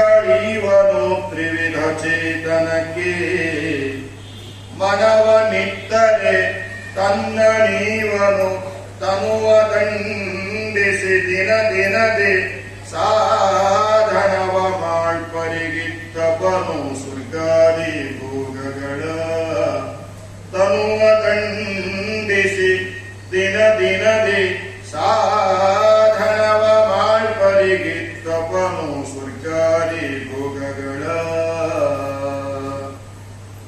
ಆದ್ದರಿಂದ ಮನದೊಳಗೆ ತಾನಿದ್ದು ಕೃಷ್ಣ ಹೇಳ್ತಾನೆ, ನಾಳೆನೇ ಗೀತಾ ಜಯಂತಿ. ಕೃಷ್ಣ ಹೇಳ್ತಾನೆ, ನಾನು ಎಲ್ಲಿದ್ದೇನೆ? ಇಂದ್ರಿಯಾಣ ಮನಶ್ಚಾಸ್ಮಿ, ನಿಮ್ಮ ಎಲ್ಲಾ ಇಂದ್ರಿಯಗಳನ್ನು ನಾನು ಮನಸ್ಸಾಗಿದ್ದೇನೆ. ಹಾಗಾಗಿ ಮನವನಿತ್ತರೆ ತನ್ನ ನೀವನು. ಮನಸ್ಸನ್ನ ದೇವರಿಗೆ ಕೊಟ್ರೆ, ಅಂದ್ರೆ ಮನಪೂರ್ವಕವಾಗಿ ಶರಣಾಗತರಾದರೆ, ಕರ್ಮಾನುಷ್ಠಾನವನ್ನು ಮಾಡಿ ಅವನಿಗೆ ಸಮರ್ಪಣೆಯನ್ನ ಮಾಡಿದರೆ, ಭಕ್ತಿಯಿಂದ ತಲೆಬಾಗಿದರೆ ತನ್ನ ನೀವನು. ಭಗವಂತೇನ್ ಮಾಡ್ತಾನೆ? ತನ್ನನ್ನೇ ಕೊಡ್ತಾನೆ. ನೋಡಿ ಏನಾಯಿತು, ರಾಮ ಲಕ್ಷ್ಮಣ ಸೀತೆಯರು ಸರಿಯು ನದಿಯನ್ನ ದಾಟ್ತಾ ಇದ್ದಾರೆ. ಸರಿಯು ನದಿಯನ್ನು ದಾಟುವಾಗ ಒಬ್ಬ ಬಂದ. ಅವನು ಯಾರು? ಗುಹ. ಯಾರು ಅವನು? ಬೆಸ್ತ್ರವನು. ಪುತ್ರಾದ ಮಾಡಿದವನಲ್ಲ, ರಾಯ ಮಾಡಿದವನಲ್ಲ. ಅವನು ಬೆಸ್ತ್ರವ, ಗುಹ. ಗುಹ ಬಂದ. ಗುಹ ಬಂದು ಕೇಳಿದ, ರಾಮ ನನಗೊಂದು ಅವಕಾಶ ಕೊಡು, ಅನುಗ್ರಹ ಮಾಡುವಂತ. ನನ್ನ ನಾವಿನಲ್ಲಿ ಕೂತು ನನಗೆ ಅನುಗ್ರಹ ಮಾಡು. ನಿನ್ನನ್ನ ಈ ದಂಡೆಯಿಂದ ಆ ದಂಡೆಗೆ ತಲುಪಿಸ್ತೇನೆ. ನೀನು ಅಂಬಿಗ, ನಾನು ಅಂಬಿಗ. ನೀನೆಂತಹ ಅಂಬಿಗ, ನಾನೆಂತಹ ಅಂಬಿಗ. ನಾನು ಇಲ್ಲಿ ಬಂದವರನ್ನ ನನ್ನ ಹಡಗಿನಲ್ಲಿ ಕೂರಿಸಿ ಏನ್ ಮಾಡ್ತೇನೆ? ಈ ದಂಡೆಯಿಂದ ಆ ದಂಡೆಗೆ ತಲುಪಿಸ್ತೇನೆ. ನನ್ನ ಜೀವನ ನಡಿಬೇಕು, ಸ್ವಲ್ಪ ದುಡ್ಡು ಕಾಸು ತಗೊಳ್ತೇನೆ. ಆದರೆ ನೀನೆಂತಹ ಅಂಬಿಗ, ಸಂಸಾರದ ದಂಡೆಯಿಂದ ಮೋಕ್ಷದ ದಂಡೆಗೆ ತಲುಪಿಸುವ ಮಹಾನುಭಾವ. ನನ್ನ ನಾವಿನಲ್ಲಿ ಕೂತು ನನಗೆ ಅನುಗ್ರಹವನ್ನ ಮಾಡುವಂತ ಹೇಳಿದಾಗ ಅವನ ನಾವಿನಲ್ಲಿ ಕೂತು ಅವನಿಗೆ ಅನುಗ್ರಹವನ್ನು ಮಾಡಿದ, ಉತ್ತಮ ಲೋಕವನ್ನ ಪ್ರಾಪ್ತಿ ಮಾಡಿದ. ಹಾಗಾಗಿ ಮನವನಿತ್ತರೆ ತನ್ನ ನೀವನು ತನುವ ದಂಡಿಸಿ ದೀನ ದೀನಾದಿ ಸಾಧನವ ಮಾಡ್ತಾರೆ. ತನುವನ್ನ ದಂಡಿಸಿದ್ದಾಳೆ ಯಾರು? ಶಬರಿ. ಮತಂಗ ಋಷಿಗಳ ಆದೇಶದಂತೆ ರಾಮನ ಬರವಿಗೋಸ್ಕರವಾಗಿ ಕಾಯ್ತಾ ಇದ್ದಾಳೆ. ಕಾಯ್ತಾ ಇದ್ದೇನೆ ಮಾಡ್ತಾ ಇದ್ದಾಳೆ. ಎಂದಿಗಾಹುದು ನಿನ್ನ ದರ್ಶನ ಅಂತ ಕಾಯ್ದಿದ್ದಾಳೆ. ಭಗವಂತನ ದರ್ಶನ ಆಗಿದೆ, ಫಲಗಳನ್ನು ಸಮರ್ಪಣೆ ಮಾಡಿದ್ದಾಳೆ. ಹಾಗಾಗಿ ಅವನಿಗೋಸ್ಕರವಾಗಿ, ರಾಮನ ದರ್ಶನಕ್ಕೋಸ್ಕರವಾಗಿ ಏನ್ ಮಾಡಿದ್ದಾಳೆ? ತನುವನ್ನ ದಂಡಿಸಿದ್ದಾಳೆ. ಹಾಗಾಗಿ ತನುವ ದಂಡಿಸಿ ದಿನ ದಿನದಿ ಸಾಧನವ ಮಾಡ್ಬರಿಗಿತ್ತವನು ಅವಳ ಆ ಶರೀರವನ್ನು ಬಿಡುಗಡೆ ಮಾಡಿದ. ಕುಂಜಕಸ್ಥಲಿ ಎನ್ನುವಂತ ಅಪ್ಸರೆಯವಳು ಶಾಪದಿಂದ ಈ ಶಬರಿಯಾಗಿದ್ದಾಳೆ, ಮೋಕ್ಷವನ್ನು ಕರುಣಿಸಿದ. ಹಾಗಾಗಿ ಭಗವಂತ ಏನ್ ಮಾಡ್ತಾನೆ? ತನುವ ದಂಡಿಸಿ ದಿನ ದಿನದಿ ಸಾಧನವ ಮಾಡ್ಬರಿಗಿತ್ತವನು ಸ್ವರ್ಗಾದಿ ಭೋಗಗಳ. ನಿನ್ನ ದರ್ಶನ ಆಗದೆ ನಾವು ಮನೆಗೆ ಹೋಗಲ್ಲಪ್ಪ. ನಿನ್ನ ದರ್ಶನ ಆದ್ರೇನೆ ಮನೆಗೆ ಹೋಗ್ತೇವೆ. ನಾವೆಲ್ಲ ಮನೆ ಆಗ್ಬೇಕು ಅಂತ ಹೇಳ್ತೇವೆ, ಮಕ್ಕಳಾಗ್ಬೇಕು ಅಂತ ಹೇಳ್ತೇವೆ, ಸೈಟ್ ಆಗ್ಬೇಕು, ಅದಾಗ್ಬೇಕು, ಇದಾಗ್ಬೇಕು ಅಂತ ಹೇಳ್ತೇವೆ. ದೇವರಿಗೋಸ್ಕರವಾಗಿ ಒಮ್ಮೆ ಆದ್ರೂ ಹತ್ತಿವ. ಹಾಗಾಗಿ ನಮ್ಮ ಅಳುವಾಯಿತು, ಗೋಳಾಯಿತು. ಆದ್ರೆ ಗೋಪಿಯರು ಏನ್ ಮಾಡಿದ್ರು ಅಂತ ಹೇಳಿದ್ರೆ, ನಿನ್ನ ದರ್ಶನನೇ ಆಗ್ಬೇಕು, ನೀನೇ ಬೇಕು ಅಂತ ದೇವರಿಗೋಸ್ಕರವಾಗಿ ಹತ್ತರು. ಆದ್ರಿಂದ ಅವರ ಅಳು ಏನಾಯಿತು? ಗೋಪಿಗೀತೆ. ಹಾಗಾಗಿ ತನುವನ್ನ ದಂಡಿಸಿದ್ರು. ತುಳಸಿ, ನೀನು ಕೃಷ್ಣನನ್ನ ಕಂಡಿದ್ದೀಯ. ಮಲ್ಲಿಕ್ಕೆ, ನೀನು ಕೃಷ್ಣನನ್ನು ಕಂಡಿದ್ದೀಯ. ವೃಂದಾವನ, ನೀನು ಕೃಷ್ಣನನ್ನು ಕಂಡಿದ್ದೀಯ ಅಂತ ಎಲ್ಲ ಚೇತನಾತ್ಮಕವಾದ ಪ್ರಪಂಚವನ್ನು ಪ್ರಶ್ನೆ ಮಾಡ್ತಾ ಇದ್ದಾರೆ. ರುರುದು ಸುಸ್ವರಂ ರಾಜನ್ ಕೃಷ್ಣ ದರ್ಶನ ಲಾಲಸ. ನೋಡ್ರಿ, ರುರುದು ಹತ್ತು ಬಿಟ್ಟಂತೆ. ಯಾವುದಕ್ಕತ್ರು? ಕೃಷ್ಣನ ದರ್ಶನ ಆಗಬೇಕು ಅಂತತ್ರು. ಹೇಗತ್ರು? ಜಯತಿ ತೇದಿಕಂ ಜನ್ಮನ ವ್ರಜ ಶ್ರೈತ ಇಂದಿರಾ ಸಾಧು ತತ್ರಿ ದೈತ ದೃಶ್ಯತಾಂ ತ್ವಂ ದಿದೀಕ್ಷವ ವೈಧೃತಾಸವ ತ್ವಂ ವಿಚಿನ್ವತೆ. ನೋಡಿ, ಅವರಂತಾರೆ, ಸ್ವಾಮಿ ಕೃಷ್ಣ, ನಮ್ಮ ಪ್ರಾಣಗಳು ಎಲ್ಲಿದ್ದಾವೆ? ದ್ವೈಧೃತ ಅಸವ, ನಮ್ಮ ಪ್ರಾಣಗಳೆಲ್ಲ ನಿನ್ನ ಪಾದ ಕಮಲಗಳಲ್ಲಿದ್ದಾವೆ. ಗೋಪಿಕಾ ಸ್ತ್ರೀಯರ ಭಕ್ತಿ ಹೇಗಿದೆ ಗೊತ್ತಾ? ಯಾವ ಸಮಯದಲ್ಲಿ ಗೋಪಿಕಾ ಸ್ತ್ರೀಯರೆಲ್ಲ ಕೃಷ್ಣನ ಜೊತೆಗೆ ಇದ್ದಾರೆ, ಅದೇ ಸಮಯದಲ್ಲಿ ಆ ಗೋಪಿಯರೆಲ್ಲರೂ ಕೂಡ ತಮ್ಮ ತಮ್ಮ ಪತಿಗಳ ಜೊತೆಗೂ ಕೂಡ ಇದ್ದಾರೆ. ಇದು ಅವರ ಮಹತ್ವ. ಇದನ್ನು ಶ್ರೀಮದಾಚಾರ್ಯರು ನಿರೂಪಣೆಯನ್ನು ಮಾಡ್ತಾರೆ. ಹಾಗಾಗಿ ಮುಂದೆ ಹೇಳ್ತಾರೆ ಅವರು, ಪತಿ ಸುತನ್ವಯ ಭ್ರಾತೃಬಂಧವ ಅತಿ ವಿಲಂಘ್ಯತೆ ಅಚ್ಯುತಾಗತ. ಏನರ್ಥ ಇದಕ್ಕೆ? ಮನೆಯೊಳಗೆ ಗಂಡ ಇದ್ದಾನೆ, ಬಿಟ್ಟು ಬಂದಿವೆ, ಮಕ್ಕಳಿದ್ದಾವೆ, ಬಿಟ್ಟು ಬಂದಿವೆ. ಬಿಟ್ಟು ಬಂದಾರ ಏನಿಲ್ಲ ಪಾಪ, ಬಿಟ್ಟು ಬಂದಾರ ಅದು ಖರೇನೆ. ಆದರೆ ಸತ್ಯಧರ್ಮ ತೀರ್ಥ ಶ್ರೀಪಾದಂಗಳವರ ವ್ಯಾಖ್ಯಾನವನ್ನು ಮಾಡ್ತಾ ಹೇಳ್ತಾರೆ. ಒಳಹೊನ್ನೂರಿನವರು ವೃಂದಾವನ ಇದೆ. ಈ ಭಾಗಕ್ಕೆ ಸತ್ಯಧರ್ಮ ತೀರ್ಥರ ವ್ಯಾಖ್ಯಾನವನ್ನು ಮಾಡ್ತಾರೆ. ದಶಮಸ್ಕಂದಕ್ಕೆ ಅದ್ಭುತವಾದ ವ್ಯಾಖ್ಯಾನವನ್ನು ಮಾಡಿದ್ದಾರೆ ಸತ್ಯಧರ್ಮ ತೀರ್ಥರು. ಹಾಗಾಗಿ ಪತಿಸುತಾನ್ವಯ ಅಂದ್ರೆ ಪತಿ, ಯಾರು ಪತಿ, ಅವನನ್ನು ಬಿಟ್ಟು ಬಂದೇವೆ ಅಂದ್ರೆ ಪತಿ ಪಶುಪತಿ ರುದ್ರ ಜಗತ್ಕಾರಣ ಸರ್ವಜ್ಞ. ಅವನ ಜಗತ್ಕಾರಣ ಅಲ್ಲ, ಅದಕ್ಕೆ ಅವನನ್ನು ಬಿಟ್ಟು ಬಂದೀವಿ, ನೀ ಜಗತ್ಕಾರಣ. ಪಶುಪತಿ ಅಂದ್ರೆ ಯಾರು? ಪಶುಪತಿ ಆದ ರುದ್ರ, ಅವನ ಜಗತ್ಕಾರಣ ಅಲ್ಲ, ಅವನು ಸರ್ವಜ್ಞ ಅಲ್ಲ. ಸುತ, ಪತಿ ಆದ್ಮೇಲೆ ಮುಂದೆ ಶಬ್ದ ಸುತ ಅಂತದ ಇಲ್ಲೋ. ಸುತ ಅಂದ್ರೆ ಅವನ ಮಗ ಯಾರು? ಗಣಪತಿ. ಕೆಲವರು ಗಣಪತಿಯೇ ಸರ್ವೋತ್ತಮ ಅಂತಾರೆ, ಅಲ್ಲ. ಪತಿ ಸುತ, ಪತಿಯ ಸುತನಾದ ಗಣಪತಿ ಜಗತ್ಕಾರಣ ಅಲ್ಲ, ಸರ್ವಜ್ಞ ಅಲ್ಲ. ಅನ್ವಯ ಭ್ರಾತೃ ಬಾಂಧವ, ಅವನ ಅಣ್ಣ ಯಾರು? ಬಲರಾಮನನ್ನು ಕೆಲವರು ಶೇಷದೇವರನ್ನು ಏನ್ ಮಾಡಿದ್ರು ಅಂದ್ರೆ ದಶಾವತಾರದಲ್ಲಿ ಸೇರಿಸಿಕೊಂಡ್ರು, ಅಲ್ಲ. ಹಾಗಾಗಿ ಇವರ್ಯಾರೂ ಸರ್ವಜ್ಞರಲ್ಲ, ನೀನೊಬ್ಬನೇ ಸರ್ವಜ್ಞ. ಇವರೆಲ್ಲ ಚ್ಯುತರಾಗುವುದು, ನೀನು ಅಚ್ಯುತ. ಅಲ್ಲಿ ಶಬ್ದ ಇದೆ. ಪತಿಸುತಾನ್ವಯ ಭಾತೃಬಾಂಧವ ಅತಿ ವಿಲಂಘ್ಯತೆ ಅಚ್ಯುತಾಗತ. ಇವರೆಲ್ಲ ನಾಶವಾಗುವರು. ಪದವಿಯಿಂದಲೂ ನಾಶ ಇದೆ ಇವರಿಗೆಲ್ಲ, ದೇಹದಿಂದಲೂ ನಾಶ ಇದೆ. ಬ್ರಹ್ಮದೇವರಿಗೆ ನಾಶ ಇದೆ ಎಂದ ಮೇಲೆ ಬ್ರಹ್ಮದೇವರಿಗೇನೆ ಪದವಿ ನಾಶ ಇದೆ. 100 ವರ್ಷ ಆದ್ಮೇಲೆ ಮುಕ್ತರಾಗ್ತಾರವರು. ಆದ್ದರಿಂದ ಇವರೆಲ್ಲ ಚ್ಯುತರಾಗುವರು, ನೀನು ಅಚ್ಯುತ ಅನ್ನುವ ಜ್ಞಾನ ನಮಗೆ ಇವಾಗ ಬಂದಿದೆ. ಹಾಗಾಗಿ ಅಚ್ಯುತಾಗತ. ಹಾಗಾಗಿ ತನುವ ದಂಡಿಸಿ ದಿನ ದಿನದಿ ಸಾಧನವ ಮಾಡಪರಿಗಿತ್ತಪ್ಪನು. ಅಲ್ರಿ ಗೋಪಿಕಾಸ್ತ್ರೀಯರಲ್ಲಿ ತನುವ ದಂಡಿಸಿದ್ದಾರೆ. ಏಕಾದಶ ಸ್ಕಂದ ಹೋದ್ರಿ, ದಶಮ ಸ್ಕಂದ ಉತ್ತರಾರ್ಥ ಹೋದ್ರಿ, ಅದಕ್ಕೆ ವಾದಿರಾಜ ಸ್ವಾಮಿಗಳ ನಿರೂಪಣೆಯನ್ನು ಮಾಡ್ತಾರೆ, ಅದನ್ನು ಹೋದ್ರಿ. ಯಾಕೆ ಈ ಮಾತು ತನುವ ದಂಡಿಸಿದ್ರು ಗೋಪಿಕಾಸ್ತ್ರೀಯರು ಯಾವಾಗ ಅಂತ ಪ್ರಶ್ನೆ ಬಂದ್ರೆ, ಕಂಸನ ಸಂಹಾರ ಮಾಡುವ ನೆವದಿಂದ ಕೃಷ್ಣ ಬಂದು ಸುಮಾರು ವರ್ಷ ಆಯಿತು. ಗೋಪಿಯರ ಜೊತೆ ಮಾತೇ ಇಲ್ಲ. ಗೋಪಿಯರು ಕಾಯ್ತಾ ಇದ್ದಾರೆ. ನಮ್ಮಲ್ಲಿ ಹೇಗೆ ಗೊತ್ತಾ, ಸ್ವಾಮಿಗಳು ಊರಿಗೆ ಬರ್ತಾರೆ ಅಂತ ಹೇಳಿದ್ರೆ ತಿಂಗಳ ಗಟ್ಟಲೆ ಎಲ್ಲ ತಯಾರಿ ಮಾಡಿ ಮಾಡಿ ಮಾಡಿ ಮಾಡಿ ಸ್ವಾಮಿಗಳು ಬಂದಾಗ ಎಲ್ಲಿದ್ದ ಮುದ್ರೆ ಗೋಪಿ ಚೆನ್ನ ಮಡಿ ಪಂಜೆ ಎಲ್ಲ ಹೊರಗೆ ಬರ್ತಾವ. ಸ್ವಾಮಿಗಳು ಈ ಊರಿನ ಬಾರ್ಡರ್ ದಾಟಿದ್ರು ಮತ್ತಿದ್ದಂಗಿರೋ ಸಿದ್ದೇಶ. ಹಂಗ ಗೋಪಿಕಾಸ್ತ್ರೀಯರಾದ್ರೇನು ಕೃಷ್ಣ ಹೋಗ್ಯಾನ. ಅವಾಗ ಕೃಷ್ಣ ಏನ್ ಮಾಡಿದ, ನನ್ನ ಗೋಪಿಕಾಸ್ತ್ರೀಯರು ಭೇಟಿ ಮಾಡಿ ಅವರಿಗೆ ನನ್ನ ಸಂದೇಶವನ್ನ ತಲುಪಿಸಿ ಬಾ ಅಂತ ಹೇಳಿದರೆ ಯಾರು ಬಂದು? ಉದ್ಧವ ಬಂದ. ಉದ್ಧವ ಬಂದ್ರೆ ಏನ್ ಮಾಡ್ತಾ ಇದ್ದಾರೆ? ಗೃಹೇ ಗೃಹೇ ಕೃಷ್ಣ ಕಥಾಮೃತ ತತಂ ಅಂತ ಹೇಳ್ತಾರೆ ವಾದಿರಾಜರು. ಪ್ರತಿಯೊಂದು ಮನೆಯಲ್ಲೂ ಕೂಡ ಕೃಷ್ಣನ ಬೇಕಾದ ಅರ್ಚನೆ ನಡೆದಿದೆ, ಉಪಾಸನೆ ನಡೆದಿದೆ, ಪೂಜೆ ನಡೀತಾ ಇದೆ. ಕೆಲವು ಮನೆಯಲ್ಲಿ ಅವನ ಕಥೆ ನಡೀತಾ ಇದೆ. ಇನ್ನೊಬ್ಬಳು ಏನ್ ಮಾಡ್ತಾ ಇದ್ದಾಳೆ ಅಂತ ಹೇಳಿದ್ರೆ ಊಟ ಮಾಡುವುದು. ಅಶನೌರತಸ್ಥ, ಅಶನ ಅಂದ್ರೆ ಊಟ, ಅಶನೌರತಸ್ಥ. ಒಂದು ಹೊತ್ತ ಹಿಡಿದ್ಲಂತವಳು, ಊಟ ಬಿಟ್ಬಿಟ್ಲಂತವಳು. ಬರೀ ಏಕಾದಶಿ ಅಲ್ಲ, ಊಟನೇ ಬಿಟ್ಬಿಟ್ಟವಳು.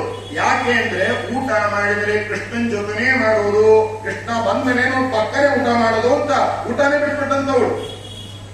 ಇನ್ನೊಬ್ಬಳು ಶಯನೌರತಸ್ಥ, ಮಲಗೋದೇ ಬಿಟ್ಬಿಟ್ಲಂತೆ. ಮಲಕ್ಕೊಂಡ್ರೆ ಕೃಷ್ಣನ್ ಜೊತೆನೆ ಮಲಿಕೊಳ್ಳೋದು ಅಂತ ಹೇಳಿ ಅವಳೇನ್ ಮಾಡಿದ್ದಾಳೆ? ದೇಹವನ್ನ ದಂಡನೆ ಮಾಡಿದ್ದಾಳೆ. ಇನ್ನೊಬ್ಬಳು ಏನ್ ಮಾಡಿದ್ದಾಳೆ? ಪೂರ್ಣ ಕುಂಭ ಹಿಡ್ಕೊಂಡಾಳೆ. ಪೂರ್ಣ ಕುಂಭ ಹಿಡ್ಕೊಂಡು ಮನೆ ಮುಂದೆ ನಿಂತು ಬಿಟ್ಟಾಳಂತೆ. ಯಾಕೆ ಅಂದ್ರೆ ನಾನು ಪೂರ್ಣ ಕುಂಭ ಹಿಡ್ಕೊಂಡ್ ಬರೋದ್ರಲ್ಲಿ ತಡ ಆದ್ರೆ ಕೃಷ್ಣ ಇನ್ನೊಬ್ಬಳ ಮನೆಗೆ ಹೋದ್ರೆ ಆದ್ರಿಂದ ಏನ್ ಮಾಡೋಣ ಅಂತ ಹೇಳಿ ಮನೆ ಮುಂದೆ ಕಾಯಂ ಆಗಿ ಏನ್ ಮಾಡಿದ್ದಾಳೆ? ಪೂರ್ಣ ಕುಂಭ ಹಿಡ್ಕೊಂಡೇ ನಿಂತಿದ್ದಾಳೆ. ಹಾಗಾಗಿ ಇವರೆಲ್ಲ ಏನ್ ಮಾಡಿದ್ದಾರೆ? ತನುವ ದಂಡಿಸಿ ದಿನ ದಿನದಿ ಸಾಧನವ ಮಾಡ್ಮರಿಗಿತ್ತಪನು ಸ್ವರ್ಗಾದಿ ಭೋಗಗಳ. ಹಾಗಾಗಿ ಏನ್ ಮಾಡಿದ? ಅವರ ಭಕ್ತಿಗೆ ಮೆಚ್ಚಿದ. ತಾಸಾಂನ ವಿರಭೂಶೌರಿ ಸ್ಮಯಮಾನ ಮುಖಾಂಬುಜ. ಭಗವಂತ ಅವರ ಎದುರುಗಡೆ ಪ್ರತ್ಯಕ್ಷನಾಗಿ ಅವರಿಗೆ ಏನ್ ಮಾಡಿದ? ಅನುಗ್ರಹವನ್ನ ಮಾಡಿದ. ಆದ್ದರಿಂದ ಮನವನಿತ್ತರೆ ತನ್ನ ನೀವನು ತನುವ ದಂಡಿಸಿ ದಿನ ದಿನದಿ ಸಾಧನವ ಮಾಡ್ಪರಿಗಿತ್ತಪನು ಸ್ವರ್ಗಾದಿ ಭೋಗಗಳ. ಸರಿನಾ? ಮತ್ತೆ ಯಾರಪ್ಪ? ತನುವ ದಂಡಿಸಿ ಅಕ್ರೂರ. ಅವನು ಕೃಷ್ಣನ ದರ್ಶನಕ್ಕೋಸ್ಕರವಾಗಿ ಕಾಯ್ತಾ ಇದ್ದ. ಹೆಜ್ಜೆ ನಮಸ್ಕಾರ ಮಾಡ್ತಾ ಹೋದ. ಭಗವಂತ ಕೇಳಿದ, ಯಾಕೆ ಬಂದಿ ಅಂತೆಲ್ಲ ಕೇಳಿದ. ಕುಶಲ ಪ್ರಶ್ನೆಯಾಯಿತು.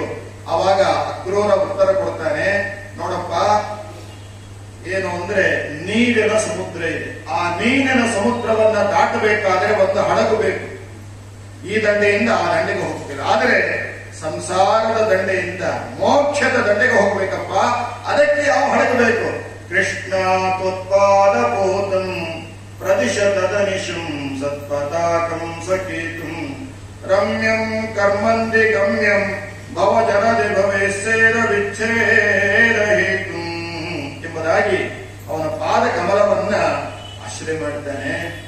ಹಾಗಾಗಿ ಅವನಿಗೆ ಮನವನ್ನ ಇತ್ತವನಿಗೆ ತನ್ನವನನ್ನ ಇಡುವ ಸ್ವಭಾವ ಪರಮಾತ್ಮನ ಸ್ವಭಾವ. ಹಾಗಾಗಿ ಏನಾಯಿತು? ವಾಲಿಗೆ ಬಾಣ ಬಿಟ್ಟ. ಆವಾಗ ವಾಲಿ ಭಗವಂತನಿಗೇನಾದ ಶರಣಾಗತನಾದ. ಶರಣಾಗತನಾದಾಗ ರಾಮ ಹೇಳಿದ, ವಾಲಿ ನೀನು ಇಷ್ಟಪಟ್ಟರೆ ಬದುಕಿಸ್ತೇನಪ್ಪ ನಿನಗೆ. ವಾಲಿ ಅಂತ, ಸ್ವಾಮಿ ನಾನು ಅಪರಾಧ ಮಾಡಿದ್ದೇನೆ, ನಾನು ತಪ್ಪು ಮಾಡಿದ್ದೇನೆ, ನನ್ನ ಅಪರಾಧ, ನನ್ನ ತಪ್ಪೇನೋ ಅಂತ ಗೊತ್ತಾಯಿತು. ಗೋನಾಮ ನೇಚ್ಛತಿ ಮೃತ್ಯುಂ ಪುರುಷೋತ್ತಮೇತಿ. ಪುರುಷೋತ್ತಮನಾದ ನಿನ್ನನ್ನು ನೋಡ್ತಾ ಮರಣವನ್ನ ಯಾರು ತಾನೇ ಇಷ್ಟಪಡಲ್ಲಪ್ಪ. ಹಾಗಾಗಿ ನಾನು ತಪ್ಪು ಮಾಡಿದ್ದೇನೆ, ನನ್ನ ಅಪರಾಧ ಆಗಿದೆ, ನನಗೆ ಅನುಗ್ರಹವನ್ನ ಮಾಡುವಂತ ಮಾನವನನ್ನ ಏನ್ ಮಾಡಿದ? ಇತ್ತ. ಆ ಮನವನ್ನಿತ್ತವನಿಗೆ ಭಗವಂತ ಏನ್ ಮಾಡಿದ? ತನ್ನನ್ನೇ ಇತ್ತ. ಏನು ಕೊಟ್ಟ? ವಾಲಿ ಏನು ಕೊಟ್ಟ? ಇದು ಯಾರಿಗೂ ಗೊತ್ತಿಲ್ಲ. ಆಚಾರ್ಯರು ಮಾತ್ರ ಇದನ್ನು ಹೇಳ್ತಾರೆ. ಈ ವಾಲಿ ಶರಣಾಗತನಾಗಿ ಮನವನ್ನಿಟ್ಟರೆ ತನ್ನನ್ನ ಕೊಟ್ಟ.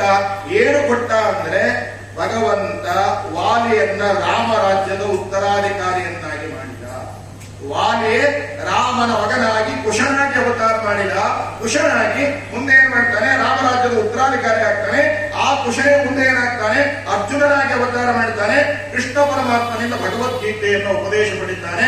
ತನ್ನ ಮಾನವನಿತ್ತರೆ ತನ್ನ ನೀವನು ತನುವ ದಂಡಿಸಿ ದಿನ ದಿನದಿ ಸಾಧನವ ಮಾಡ್ಪರೆಗಿತ್ತಪನು ಸ್ವರ್ಗಾದಿ ಭೋಗಗಳ. ಅವರಷ್ಟು ನಾವು ಮಾಡ್ಲಿಕ್ಕಾಗಲಿಲ್ಲ ಅಂದ್ರು ನಮ್ಮ ನಮ್ಮ ಯೋಗ್ಯತೆಗೆ ಅನುಗುಣವಾಗಿ ಅವರು ಕೂಡ ಮಾಡಬೇಕು. ಯಾಕೆಂದ್ರೆ ಇದನ್ನೆಲ್ಲ ಹೇಳುವಾಗ ಆಚಾರ ಎಲ್ಲ ಊರಿಗೆ ಹಿರಿಯಾಚಾರ ಎಲ್ಲ ಮುಕ್ತಿ ಯೋಗ್ಯರಿಗೆ, ನಮಗಲ್ರಿ ಹಂಗನ್ನುವಂತಹ ಏನೋ ಮಾಡ್ತಿದೆ. ಹಾಗೆಲ್ಲ ಇದೆಲ್ಲ ಯಾರಿಗೋಸ್ಕರವಾಗಿ ಬರೆದದ್ದು? ಅಷ್ಟು ಸಾಧನೆ ಮಾಡಿದ್ದಾರೆ ಅವರು, ಬೆಟ್ಟದಷ್ಟು ಮಾಡಿದ್ದಾರೆ. ನಾವು ತಿಲ್ಲದಷ್ಟಾದ್ರೂ ಕೂಡ ಮಾಡಬೇಕು. ಯಾಕೆಂದ್ರೆ ದಾಸರು ಯಾವ ಕರುಣೆಯಿಂದ ಹೇಳ್ತಾರೆ ಅಂದ್ರೆ, ಪ್ರಾರಂಭ ಮಾತ್ರ ಮಿಚ್ಛಾವ ವಿಷ್ಣು ಧರ್ಮೇನ ನಿಷ್ಫಲಂ. ಕೆಲವು ಧರ್ಮಗಳಲ್ಲಿ ಇದೆ, ನೀ ಮಾಡಿದ ಮುಗಿದೋಯ್ತು, ನಿನ್ನನ್ನು ಶಿರಚ್ಛೇದನೆ ಅಂತ ಹೇಳ್ತಾರೆ. ಹಾಗಲ್ಲ. ನಮ್ಮ ಶ್ರೀಮದಾಚಾರ್ಯರ ಧರ್ಮದಲ್ಲಿ ಹಾಗಲ್ಲ. ಏನು ಅಂತ ಕೇಳಿದ್ರೆ, 60 ವರ್ಷ ಆಗಿದೆ ನಿನಗೆ, ಒಬ್ಬ ಬರ್ತಾನೆ ಅಂತ ತಿಳ್ಕೊಳ್ಳಿ. ಆಚಾರ 60 ವರ್ಷ ಆಗಿದ್ರೆ 60 ವರ್ಷ ಏನೇನೂ ಮಾಡಿಲ್ಲ. ಧರ್ಮ ಅಂದ್ರೆ ಗೊತ್ತಿಲ್ಲ, ಕರ್ಮ ಅಂದ್ರೆ ಗೊತ್ತಿಲ್ಲ, ಏನೂ ಗೊತ್ತಿಲ್ಲ. ಶುಂಠನಾಗಿ ನಾನು ಬೆಳೆದಿದ್ದೇನೆ. ಇವಾಗ 60 ವರ್ಷ ಆಗಿಲ್ಲ, ನನಗೇನೂ ಗೊತ್ತಿಲ್ಲ, ನಾನು ಒಳಗೆ ಬರ್ತೀನಿ, ನಾನು ಒಳಗೆ ಹೋಗ್ತಿರೋ ಅವಶ್ಯವಾಗಿ ಬಾ. ಪ್ರಾರಂಭ ಮಾತ್ರ ಮಿಚ್ಛಾವ ವಿಷ್ಣು ಧರ್ಮೇ ನಿಷ್ಫಲಂ. ಪ್ರಾರಂಭ ಹೀಗೆ ಮಾಡ್ತೀನಿ, ಒಂದು ವಾರ ಪೂರ್ತಿ ಸಂಧ್ಯಾವಂದನೆ ಮಾಡ್ತೀನಿ ಅಂತ ಮನಸ್ಸಿನಿಂದ ಹೇಳಿದ್ರೆ ಸಾಕು, ಫಲ ಬರುತ್ತದೆ. ಹಂಗೆ ಮಾಡಬಾರದು, ಮತ್ತೆ ಬರೀ ಮನಸ್ಸಿಗೆ ಮಾಡಬಾರದು. ಅಂದ್ರೆ ಅಷ್ಟು ಫಲ. ವಿಷ್ಣು ಸಹಸ್ರನಾಮವನ್ನ 48 ದಿವಸ ಪಾರಾಯಣ ಮಾಡ್ತೀನಿ ಅಂತ ಸಂಕಲ್ಪವನ್ನ ಮಾಡಿದರೆ ಸಾಕು. ಸಂಕಲ್ಪ ಧರ್ಮ ಪಾವನ ಎಂಬುದಾಗಿ ಶಾಸ್ತ್ರಗಳು ನಿರೂಪಣೆಯನ್ನು ಮಾಡುತ್ತವೆ. ಆ ಹಿನ್ನೆಲೆಯಲ್ಲಿ ದಾಸರು ಮನವನಿತ್ತರೆ ತನ್ನ ನೀವನು ತನುವ ದಂಡಿಸಿ ದಿನ ದಿನದಿ ಸಾಧನವ ಮಾಡ್ಪರೆಗಿತ್ತಪನು ಸ್ವರ್ಗಾದಿ ಭೋಗಗಳ. ಮನವನಿತ್ತರೆ, ಮನವನಿತ್ತು ಪೂಜೆ ಮಾಡೋದು ಅಂದ್ರೆ ಮಾನಸಿಕ ಪೂಜೆ ಮಾಡೋದು. ಮಾನಸ ಪೂಜಾ ಧುರಂಧರರು ಅಂತ ಮಂತ್ರಾಲಯ ಮಠದ ಪರಂಪರೆಯಲ್ಲಿ ಒಬ್ಬ ಮಹಾನುಭಾವರಾಗಿ ಹೋದರು. ಸರಿನಾ? ಏನಾಯ್ತು ಅಂದ್ರೆ, ಒಂದ್ ದಿವಸ ವ್ಯಾಸರಾಜರು ಪೂಜೆ ಮಾಡ್ತಾ ಇದ್ರು. ವೇಣುಗೋಪಾಲನ ಪೂಜೆಯನ್ನ ವ್ಯಾಸರಾಜರು, ಚತುರ್ಭುಜ ಕಾಳಿಯಮರ್ದನ ಪೂಜೆಯನ್ನ ವ್ಯಾಸರಾಜ ಭಗವತ್ಪಾದರು ಮಾಡ್ತಾ ಇದ್ದಾರೆ. ಅವಾಗ ಶಿಷ್ಯರೇನು ಮಾಡಿದ್ರು? ಪುಟ್ಟಿ ತುಂಬ ತುಳಸಿಯನ್ನು ತಂದು, ತುಳಸಿಯನ್ನು ತಂದು ವ್ಯಾಸರಾಜರ ಮುಂದೆ ಇಟ್ಟರು. ಪುಟ್ಟಿ ತುಂಬ ತುಳಸಿ. ವ್ಯಾಸರಾಜರು ಇನ್ನೇನೋ ಅದನ್ನು ಸಮರ್ಪಣೆ ಮಾಡಬೇಕು ಅನ್ನುವಷ್ಟರಲ್ಲಿ ವ್ಯಾಸರಾಜ ಹೇಳ್ತಾರೆ, ಇದು ನಿರ್ಮಾಲ್ಯ ಆಗಿದೆ. ಈ ತುಳಸಿ ನಿರ್ಮಾಲ್ಯವಾಗಿದೆ, ಇದನ್ನು ಏರಿಸ್ಲಿಕ್ಕೆ ಬರಲ್ಲ. ಶಿಷ್ಯರು ಹೇಳ್ತಾರೆ, ಇಲ್ಲ ಸ್ವಾಮಿ, ಪಕ್ಕದ ತೋಟಕ್ಕೆ ಅಲ್ಲಿ ಹೋಗಿ ತಾಜಾ ತುಳಸಿಯನ್ನು ತಂದಿದ್ದೇವೆ ಅಂತ ಹೇಳ್ತಾರೆ. ಅವಾಗ ವ್ಯಾಸರಾಜರು ಹೇಳ್ತಾರೆ, ಇಲ್ಲ, ಅಲ್ಲಿ ಮನವನ್ನ ಸಮರ್ಪಣೆ ಮಾಡಿ ಮಾನಸಿಕ ಪೂಜೆಯ ಮೂಲಕವಾಗಿ ಪರಮಾತ್ಮನನ್ನ ಸ್ಮರಣೆ ಮಾಡ್ತಾರೆ ಮಹಾನುಭಾವರು ಒಬ್ಬರಿದ್ದಾರೆ ಅಲ್ಲಿ. ಯಾವುದು? ಸುರೇಂದ್ರ ತೀರ್ಥರು. ಆ ಸುರೇಂದ್ರ ತೀರ್ಥರು ಮಾನಸಿಕವಾಗಿ ಏನ್ ಮಾಡಿದ್ದಾರೆ, ಆ ತೋಟದ ಎಲ್ಲ ತುಳಸಿಯನ್ನ ದೇವರಿಗೆ ಸಮರ್ಪಣೆ ಮಾಡಿದ್ದಾರೆ. ನಿರ್ಮಾಲ್ಯವಾಗಿದೆ. ಸಮರ್ಪಣೆ ಮಾಡಿದವರು ಮಹಾನುಭಾವರು, ತಿಳ್ಕೊಂಡವರು ಮಹಾನುಭಾವರು. ಸರಿ, ಪೂಜೆ ಎಲ್ಲ ಆಯ್ತು. ಪೂಜೆ ಆದ್ಮೇಲೆ ವ್ಯಾಸರಾಜರು ಸುರೇಂದ್ರ ತೀರ್ಥರಿಗೆ ಹೇಳ್ತಾರೆ, ಅವರ ಹತ್ತಿರ, ವ್ಯಾಸರಾಜರ ಹತ್ತಿರ 10,000 ಜನ ಗೃಹಸ್ಥರು ಅಧ್ಯಯನ ಮಾಡ್ತಾ ಇದ್ದಾರೆ, 24 ಜನ ಯತಿಗಳು ಪಾಠ ಮಾಡ್ತಾ ಇದ್ದಾರೆ, ಕೇಳ್ತಾ ಇದ್ದಾರೆ. ಹಾಗಾಗಿ ಅವತ್ತು ಪೂಜೆ ಆದ್ಮೇಲೆ, ಸಂಸ್ಥಾನ ಪೂಜೆ ಆದ್ಮೇಲೆ ವ್ಯಾಸರಾಜರು ಸುರೇಂದ್ರ ತೀರ್ಥರಿಗೆ ಹೇಳ್ತಾರೆ, ಇವತ್ತು ನಾವು ನಿಮಗೊಂದು ಕಾಣಿಕೆಯನ್ನು ಕೊಡ್ತಾ ಇದ್ದೇವೆ. ಸುರೇಂದ್ರ ತೀರ್ಥ ಹೇಳ್ತಾರೆ, ನಿಮ್ಮ ಸಂಸ್ಥಾನದ ದರ್ಶನ, ನಿಮ್ಮ ದರ್ಶನ, ಅದಕ್ಕಿಂತ ದೊಡ್ಡ ಕಾಣಿಕೆ ಇನ್ನೇನು ಅಂತ ಹೇಳ್ತಾರೆ. ಅವಾಗ ಎಂತಹ ದೊಡ್ಡ ಮಾತು, ದೊಡ್ಡ ಮನಸ್ಸು. ಅವಾಗ ವ್ಯಾಸರಾಜರು ಹೇಳ್ತಾರೆ, ಇಲ್ಲ, ನಿಮಗೊಂದು ಅಪೂರ್ವವಾದ ಕಾಣಿಕೆಯನ್ನು ಕೊಡ್ತೇವೆ ಅಂತ. ಅಪರೋಕ್ಷ ಜ್ಞಾನಿಗಳ ಮಾತು. ಹಾಗಾಗಿ ಆಯ್ತು, ತಮ್ಮ ಹತ್ರ ಓದ್ತಾ ಇದ್ದಾರೆ ಯಾರು? ವಿಷ್ಣು ತೀರ್ಥರು. ಆ ವಿಷ್ಣು ತೀರ್ಥರನ್ನ ಕರೀತಾರೆ. ಕರೆದೇನ್ ಮಾಡ್ತಾರೆ, ಅವರ ಕೈಯನ್ನ ಸುರೇಂದ್ರ ತೀರ್ಥರ ಕೈಯಲ್ಲಿ ಇಡ್ತಾರೆ. ಅವಾಗ ಕಾಲನಾಮಕ ಪರಮಾತ್ಮನ ಸಂಕಲ್ಪವನ್ನು ತಿಳಿದ ಸುರೇಂದ್ರ ತೀರ್ಥರು ಏನ್ ಮಾಡ್ತಾರೆ, ಆ ವಿಷ್ಣು ತೀರ್ಥರನ್ನು ಸ್ವೀಕಾರ ಮಾಡಿ ತಮ್ಮ ಶಿಷ್ಯನನ್ನಾಗಿ ಮಾಡಿಕೊಂಡು ದಂಡಪಲ್ಲಕವನ್ನು ಮಾಡಿ ಅವರಿಗೆ ವಿಜೇಂದ್ರ ತೀರ್ಥರು ಅಂತ ನಾಮಕರಣ ಮಾಡಿದ್ದಾರೆ. ಅವರೇ ಮಹಾನುಭಾವರಾದ ರಾಯರ ಪರಮ ಗುರುಗಳಾಗಿರ್ತಕ್ಕಂತಹ ವಿಜೇಂದ್ರ ತೀರ್ಥರು. ಯಾರು ವಿಜೇಂದ್ರ ತೀರ್ಥರು? ಆ ಕಾಲದಲ್ಲೇ ಇದ್ದ ಒಬ್ಬ ಕವಿ ಸ್ತೋತ್ರ ಮಾಡ್ತಾನೆ, ವಿಕಾರ ಹೋಗದು ವಿಷ್ಣು ತೀರ್ಥ ಅಂತ. ಇವಾಗ ವ್ಯಾಸರಾಜರ ಶಿಷ್ಯರಾದಾಗ ವಿಷ್ಣು ತೀರ್ಥರು, ಪೂರ್ವಾಶ್ರಮದಲ್ಲೇ ಹೊರಸಿರು ವಿಠಲಾಚಾರ್ಯರು. ಆಮೇಲೆ ಆಶ್ರಮವಾದಾಗ ವಿಜೇಂದ್ರ ತೀರ್ಥರು. ಪೂರ್ವದಲ್ಲಿ ಯಾರು? ಮಂತ್ರಾಲಯ ಮಠಕ್ಕೆ ಹೋದರೆ ಸ್ವಪ್ನ ಲಬ್ಧವಾದ ಷೋಡಶ ಬಾಹು ನರಸಿಂಹದೇವರು ಅಂತ ತೋರಿಸ್ತಾರೆ. ಯಾರಿಗೆ ಲಬ್ಧವಾದದ್ದು? ವಿಭುಧೇಂದ್ರ ತೀರ್ಥರಿಗೆ ಲಬ್ಧವಾದ. ಇವತ್ತು ವಿಭುಧೇಂದ್ರ ತೀರ್ಥರಾದ ನೋಡಿ ಎಷ್ಟು ಕೋಯಿನ್ಸಿಡೆನ್ಸ್. ಆ ವಿಭುಧೇಂದ್ರ ತೀರ್ಥರೇ ಇನ್ನೊಮ್ಮೆ ಸಂಸ್ಥಾನ ಪೂಜೆಯನ್ನ ಮಾಡಬೇಕು ಅಂತ ಹೇಳಿ ವಿಭುಧೇಂದ್ರ ತೀರ್ಥರೇನಾಗಿದ್ದಾರೆ, ವಿಷ್ಣು ತೀರ್ಥರಾಗಿ ಅವತಾರ ಮಾಡಿದ್ದಾರೆ. ಹಾಗಾಗಿ ಅಂತಹ ಮನವ ನಿಂತರೆ ತನ್ನ ನೀವನು ಸುರೇಂದ್ರ ತೀರ್ಥರು ಇಡೀ ಸಮಗ್ರವಾದ ತೋಟದ ತುಳಸಿಯನ್ನ ರಾಮದೇವರಿಗೆ ಸಮರ್ಪಣೆಯನ್ನು ಮಾಡಿದ್ದಾರೆ. ವಿಜಯದಾಸರು ಹೋಗ್ತಾ ಇದ್ದಾರೆ, ಹೋಗ್ತಾ ಹೋಗ್ತಾ ಹರಿಯುವ ಹಳ್ಳವನ್ನು ನೋಡಿದ್ರೆ ವಿಜಯ ವಿಠಲ ಇದು ನನಗೆ ಸಮರ್ಪಿತ. ತೋಟದ ತುಳಸಿ, ತೋಟದ ಹೂವನ್ನು ನೋಡ್ತಾರೆ ವಿಜಯದಾಸರು, ವಿಜಯ ವಿಠಲ ಇದು ನನಗೆ ಸಮರ್ಪಿತ. ಯಾರು? ಸುರೇಂದ್ರ ತೀರ್ಥರು. ಯಶ್ಚಕಾರೋಪವಾಸೇನ ತ್ರಿವಾರಂ ಭೂ ಪ್ರದಕ್ಷಿಣಂ ತಸ್ಮೈ ನಮೋ ಯತೀಂದ್ರಾಯ ಶ್ರೀ ಸುರೇಂದ್ರ ತಪಸ್ವಿನಿ ಅಂತ ಹೇಳ್ತಾರೆ. ಯಶ್ಚಕಾರೋಪವಾಸೇನ, ಯಾರು ಉಪವಾಸದಿಂದ ಅಖಂಡ ಭೂಮಂಡಲವನ್ನ 3 ಬಾರಿ ಪ್ರದಕ್ಷಿಣೆಯನ್ನು ಮಾಡಿದ್ದಾರೆ ಸುರೇಂದ್ರ ತೀರ್ಥರು. ಯಶ್ಚಕಾರೋಪವಾಸೇನ ತ್ರಿವಾರಂ ಭೂ ಪ್ರದಕ್ಷಿಣಂ ತಸ್ಮೈ ನಮೋ ಯತೀಂದ್ರಾಯ ಶ್ರೀ ಸುರೇಂದ್ರ ತಪಸ್ವಿನಿ. ಹಾಗಾಗಿ ಸುರೇಂದ್ರ ತೀರ್ಥರು 3 ಬಾರಿ ಅಖಂಡವಾದ ಉಪವಾಸದಿಂದ ಭೂಮಂಡಲವನ್ನು ತಿರುಗಾಡಿ ಬಂದಿರತಕ್ಕಂಥವರು. ಉಪವಾಸದ ಮೂಲಕವಾಗಿ ವಿಜೇಂದ್ರ ತೀರ್ಥರಿಗೆ ಗುರುಗಳಾದವರು. ಆಮೇಲೆ ಸುರೇಂದ್ರ ತೀರ್ಥರಿಗೂ ಅವರೇ ಆಶ್ರಮವನ್ನು ಕೊಟ್ಟವರು. ಅವರ ಪರಂಪರೆಯಲ್ಲಿ ದಿವ್ಯವಾದ ಮಂತ್ರಾಲಯ ಪುರಗಳು ವಿರಾಜಮಾನರಾಗಿದ್ದಾರೆ. ಇಂತಹ ಮಹಾನುಭಾವರು ಅವರು ಏನ್ ಮಾಡಿದ್ದಾರೆ, ಮನವನಿತ್ತರು. ಹಾಗಾಗಿ ಭಗವಂತ ತನ್ನನ್ನೇ ಇಟ್ಟ ದರ್ಶನವನ್ನು ಕೊಡ್ತಾನೆ ವ್ಯಾಸರಾಜರಿಗೆ. ಸುರೇಂದ್ರ ತೀರ್ಥರಿಗೆ ಪ್ರತ್ಯಕ್ಷವಾಗಿ ವೇಣುಗೋಪಾಲ ಅವ್ರ ಮುಂದೆ ನರ್ತನವನ್ನು ಮಾಡಿದ್ದಾನೆ. ಆದ್ದರಿಂದ ಮನವನಿತ್ತರೆ ತನ್ನ ನೀವನು ತನುವ ದಂಡಿಸಿ ದಿನ ದಿನದಿ ಸಾಧನವ ಮಾಡುತ್ತಿದ್ದವರಿಗೆ ಅವರಿಗೆ ನಮಗೆ ಏನು ತನುವ ದಂಡಿಸಿ ಯಾವುದನ್ನು ಕೃಚ್ಛ ಚಾಂದ್ರಾಯಣ ವಿಷ್ಣು ಪಂಚಕ ಮಾಡ್ಲಿಕ್ಕೆ ಆಗಲಿಲ್ಲ ಅಂದ್ರೆ ಏಕಾದಶಿಗೆ ಮೋಸ ಆಗಬಾರದು. ಅದೇ ತನುವ ದಂಡಿಸಿ ದಿನ ದಿನದಿ ಸಾಧನವ ಮಾಡುವವರಿಗೆ ಏಕಾದಶಿನ ನಾವು ಮಾಡಿಬಿಟ್ರೆ ನಾಳೆನೇ ಏಕಾದಶಿ ಉಪವಾಸವನ್ನು ತಪ್ಪದೇ ಮಾಡಿದರೆ ಭಗವಂತ ಏನ್ ಮಾಡ್ತಾನೆ ಅಂತ ಕೇಳಿದ್ರೆ ನಮಗೆ ಒಲಿತಾನೆ. ನಲಿದರೆ ಒಲಿವ, ಏನು ನಲಿದರೆ ನಾವು ನಲಿಬೇಕು. ಯಾವತ್ತು ಏಕಾದಶಿ ದಿವಸ ಜಾಗರಣ ಸೇವೆಯನ್ನು ಮಾಡ್ತಾ, ಹರಿವಾಣ ಸೇವೆಯನ್ನು ಮಾಡ್ತಾ ನಾವು ನಲಿದರೆ ಭಗವಂತ ಒಲಿತಾನೆ. ಹಾಗಾಗಿ ತನುವ ದಂಡಿಸಿ ದಿನ ದಿನದಿ ಸಾಧನವ ಮಾಡುವರಿಗಿತ್ತಪ್ಪನು ಸ್ವರ್ಗಾದಿ ಭೋಗಗಳ ಕೇವಲ ಪೌರಾಣಿಕದ ವ್ಯಕ್ತಿಗಳಿಗೆ ಮಾತ್ರ ಅಲ್ಲ, ಇವತ್ತಿಗೂ ಕೂಡ ನಾವು ಆ ರೀತಿಯಾದ ಉಪಾಸನೆಯನ್ನ ಮಾಡಿದರೆ ಒಲಿತಾನೆ, ಅನುಗ್ರಹವನ್ನ ಮಾಡ್ತಾನೆ ಅನ್ನೋದನ್ನ ಈ ಮೂಲಕವಾಗಿ ದಾಸರು ನಿರೂಪಣೆಯನ್ನು ಮಾಡ್ತಾರೆ. ಆದ್ದರಿಂದ ಮನದೊಳಗೆ ತಾನಿದ್ದು ಮನವೆಂದೆನಿಸಿಕೊಂಬನು ಮನದ ವೃತ್ತಿಗಳನುಸರಿಸಿ. ಅರ್ಥ ಆಯ್ತಲ್ಲ, ನಮ್ಮ ಮನಸ್ಸು ಹೇಗಿರ್ತದೋ ಹಾಗೆ ಮನಸ್ಸು ಶುದ್ಧವಾಗಿರುತ್ತೆ. ಮನಶುದ್ಧಿ ಇಲ್ಲದವಗೆ ಮಂತ್ರದ ಫಲವೇನು? ಮನಶುದ್ಧಿ ಇಲ್ಲದವಗೆ ಮಂತ್ರದ ಫಲವೇನು? ತನು ಶುದ್ಧಿ ಇಲ್ಲದವಗೆ ತೀರ್ಥದ ಫಲವೇನು? ಮಿಂದಲ್ಲಿ ಫಲವೇನು? ಮಿಂದಲ್ಲಿ ಫಲವೇನು? ಮೀನು ಮೊಸಳೆಯಂತೆ ಮಿಂದಲ್ಲಿ ಫಲವೇನು?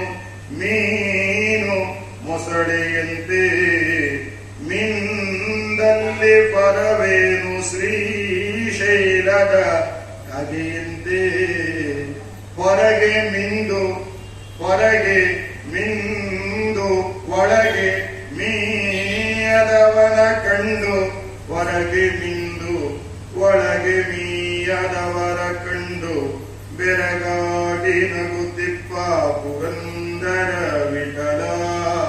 ಹೊರಗೆ ಮಿಂದು ಒಳಗೆ ಮೀಯದವರ ಕಂಡು ಬೆರಗಾಗಿ ನಗುತ್ತಿಪ್ಪ ಪುರಂದರ ವಿಠಲ.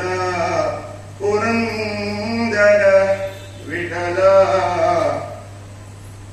ಹೊಲೆಯ ಬಂದಾನೆಂದು ಒಳಗೆ ದೇವರ ಮಾಡಿ ಹೊಲೆಯ ಬಂದಾನೆಂದು ಒಳಗೆ ದೇವರ ಮಾಡಿ ಗಣ ಗಣ ಗಂಟೆ ಬಾರಿಸುತ್ತ ತನುವಿನ ಕೋಪ ಹೊಲೆಯಲ್ಲವೇನಯ್ಯ ಮನಸ್ಸಿನ ವಂಚನೆ ಹೊಲೆಯಲ್ಲವೇನಯ್ಯ ತನುವಿನ ಕೋಪ ಹೊಲೆಯಲ್ಲವೇನಯ್ಯ ಮನಸ್ಸಿನ ವಂಚನೆ ಹೊಲೆಯಲ್ಲವೇನಯ್ಯ. ಇಂಥ ಹೊರಗಿದ್ದ ಹೊಲೆಯನ್ನ ಒಳಗೆ ತುಂಬಿಟ್ಟುಕೊಂಡು ಇಂಥ ಹೊರಗಿದ್ದ ಹೊಲೆಯನ್ನ ಒಳಗೆ ತುಂಬಿಟ್ಟುಕೊಂಡು ಇದಕ್ಕೇನು ಮದ್ದು ಇದಕ್ಕೇನು ಮದ್ದು ಪುರಂದರ ವಿಠಲ. ಹಾಗಾಗಿ ಮನದ ವೃತ್ತಿಗಳನ್ನು ಅನುಸರಿಸಿ ಭೋಗಗಳ ಈವನು ತ್ರಿವಿಧ ಚೇತನಕ್ಕೆ ಅಂತ ಅದನ್ನೇ ಮೊದಲೇ ಸಂಧಿಯಲ್ಲೂ ಹೇಳಿದೆ. ಸತ್ವರಿಗೆ ಸುಖ ಸಂಸಾರ ಮಿಶ್ರರಿಗೆ ಅಧಮ ಜನರಿಗೆ ಅಪಾರ ದುಃಖಗಳೀವ ಗುರು ಪವಮಾನ ಸಲಹೆಮ್ಮ. ಹಾಗಾಗಿ ದಾಸರು ಯಾರಿಗೋಸ್ಕರ ಇದನ್ನೆಲ್ಲ ಮಾಡಿದ್ದಾರೆ, ಇದನ್ನೆಲ್ಲ ಯಾರಿಗೋಸ್ಕರ ಹೇಳಿದ್ರು ಅಂತ ಕೇಳಿದ್ರೆ ಇದೆಲ್ಲ ಮಂದ ಮಾನವ ಇದನ್ನು ತಿಳ್ಕೋಂತ ಹೇಳ್ತಾರೆ. ಅದಕ್ಕೋಸ್ಕರವಾಗಿ ಮನದ ವೃತ್ತಿಗಳನುಸರಿಸಿ ಭೋಗಗಳೀವನು ತ್ರಿವಿಧ ಚೇತನಕ್ಕೆ. ಮನವನಿತ್ತರೆ ತನ್ನ ನೀವನು ತನುವ ದಂಡಿಸಿ ದಿನ ದಿನದಿ ಸಾಧನವ ಮಾರ್ಪರಿಗಿತ್ತಪನು ಸ್ವರ್ಗಾದಿ ಭೋಗಗಳ. ಇನ್ನೊಂದೆರಡು ಪದ್ಯ ಆಗ್ತಾವ, ಸರಿ ಮಾಡೋಣ, ಎಷ್ಟಾಗುತ್ತೋ ಅಷ್ಟು. ಪರಮ ಸತ್ಪುರುಷಾರ್ಥ ರೂಪನು ಪರಮ ದಾಸರು ಪದ ನೋಡ್ರಿ, ಶಬ್ದ ನೋಡ್ರಿ. ಪರಮ ಪುರುಷಾರ್ಥ ರೂಪನು ಹರಿಯು ಲೋಕಕ್ಕೆ ಎಂದು ಪರಮಾದರದಿ ಸದುಪಾಸನೆಯ ಗೈವರಿಗಿತ್ತಪನು ತನ್ನ ಮರೆತು ಧರ್ಮಾರ್ಥಗಳ ಕಾಮಿಸುವರಿಗೆ ನಗುತ್ತ ಅತಿ ಶೀಘ್ರದಿಂದಲೇ ಸುರಪತನಯ ಸುಯೋಧನರಿಗಿದ್ದಂತೆ ಕೊಡುತ್ತಿಪ್ಪ. ದೇವರನ್ನ ಹೇಗೆ ಉಪಾಸನೆ ಮಾಡಬೇಕು? ಪರಮ ಪುರುಷಾರ್ಥ ರೂಪ. ಅವನು ಮನಸ್ಸು ಮಾಡಿದರೆ ಏನು ಕೊಡ್ತಾನೆ? ಏನು ಕೊಡ್ತಾನೆ? ಪುರುಷಾರ್ಥವನ್ನೇ ಕೊಡ್ತಾನೆ. ಧರ್ಮ ಅರ್ಥ ಕಾಮ ಮೋಕ್ಷ ಏಕಕಾಲದಲ್ಲಿ ಕೊಡ್ತಾನೆ.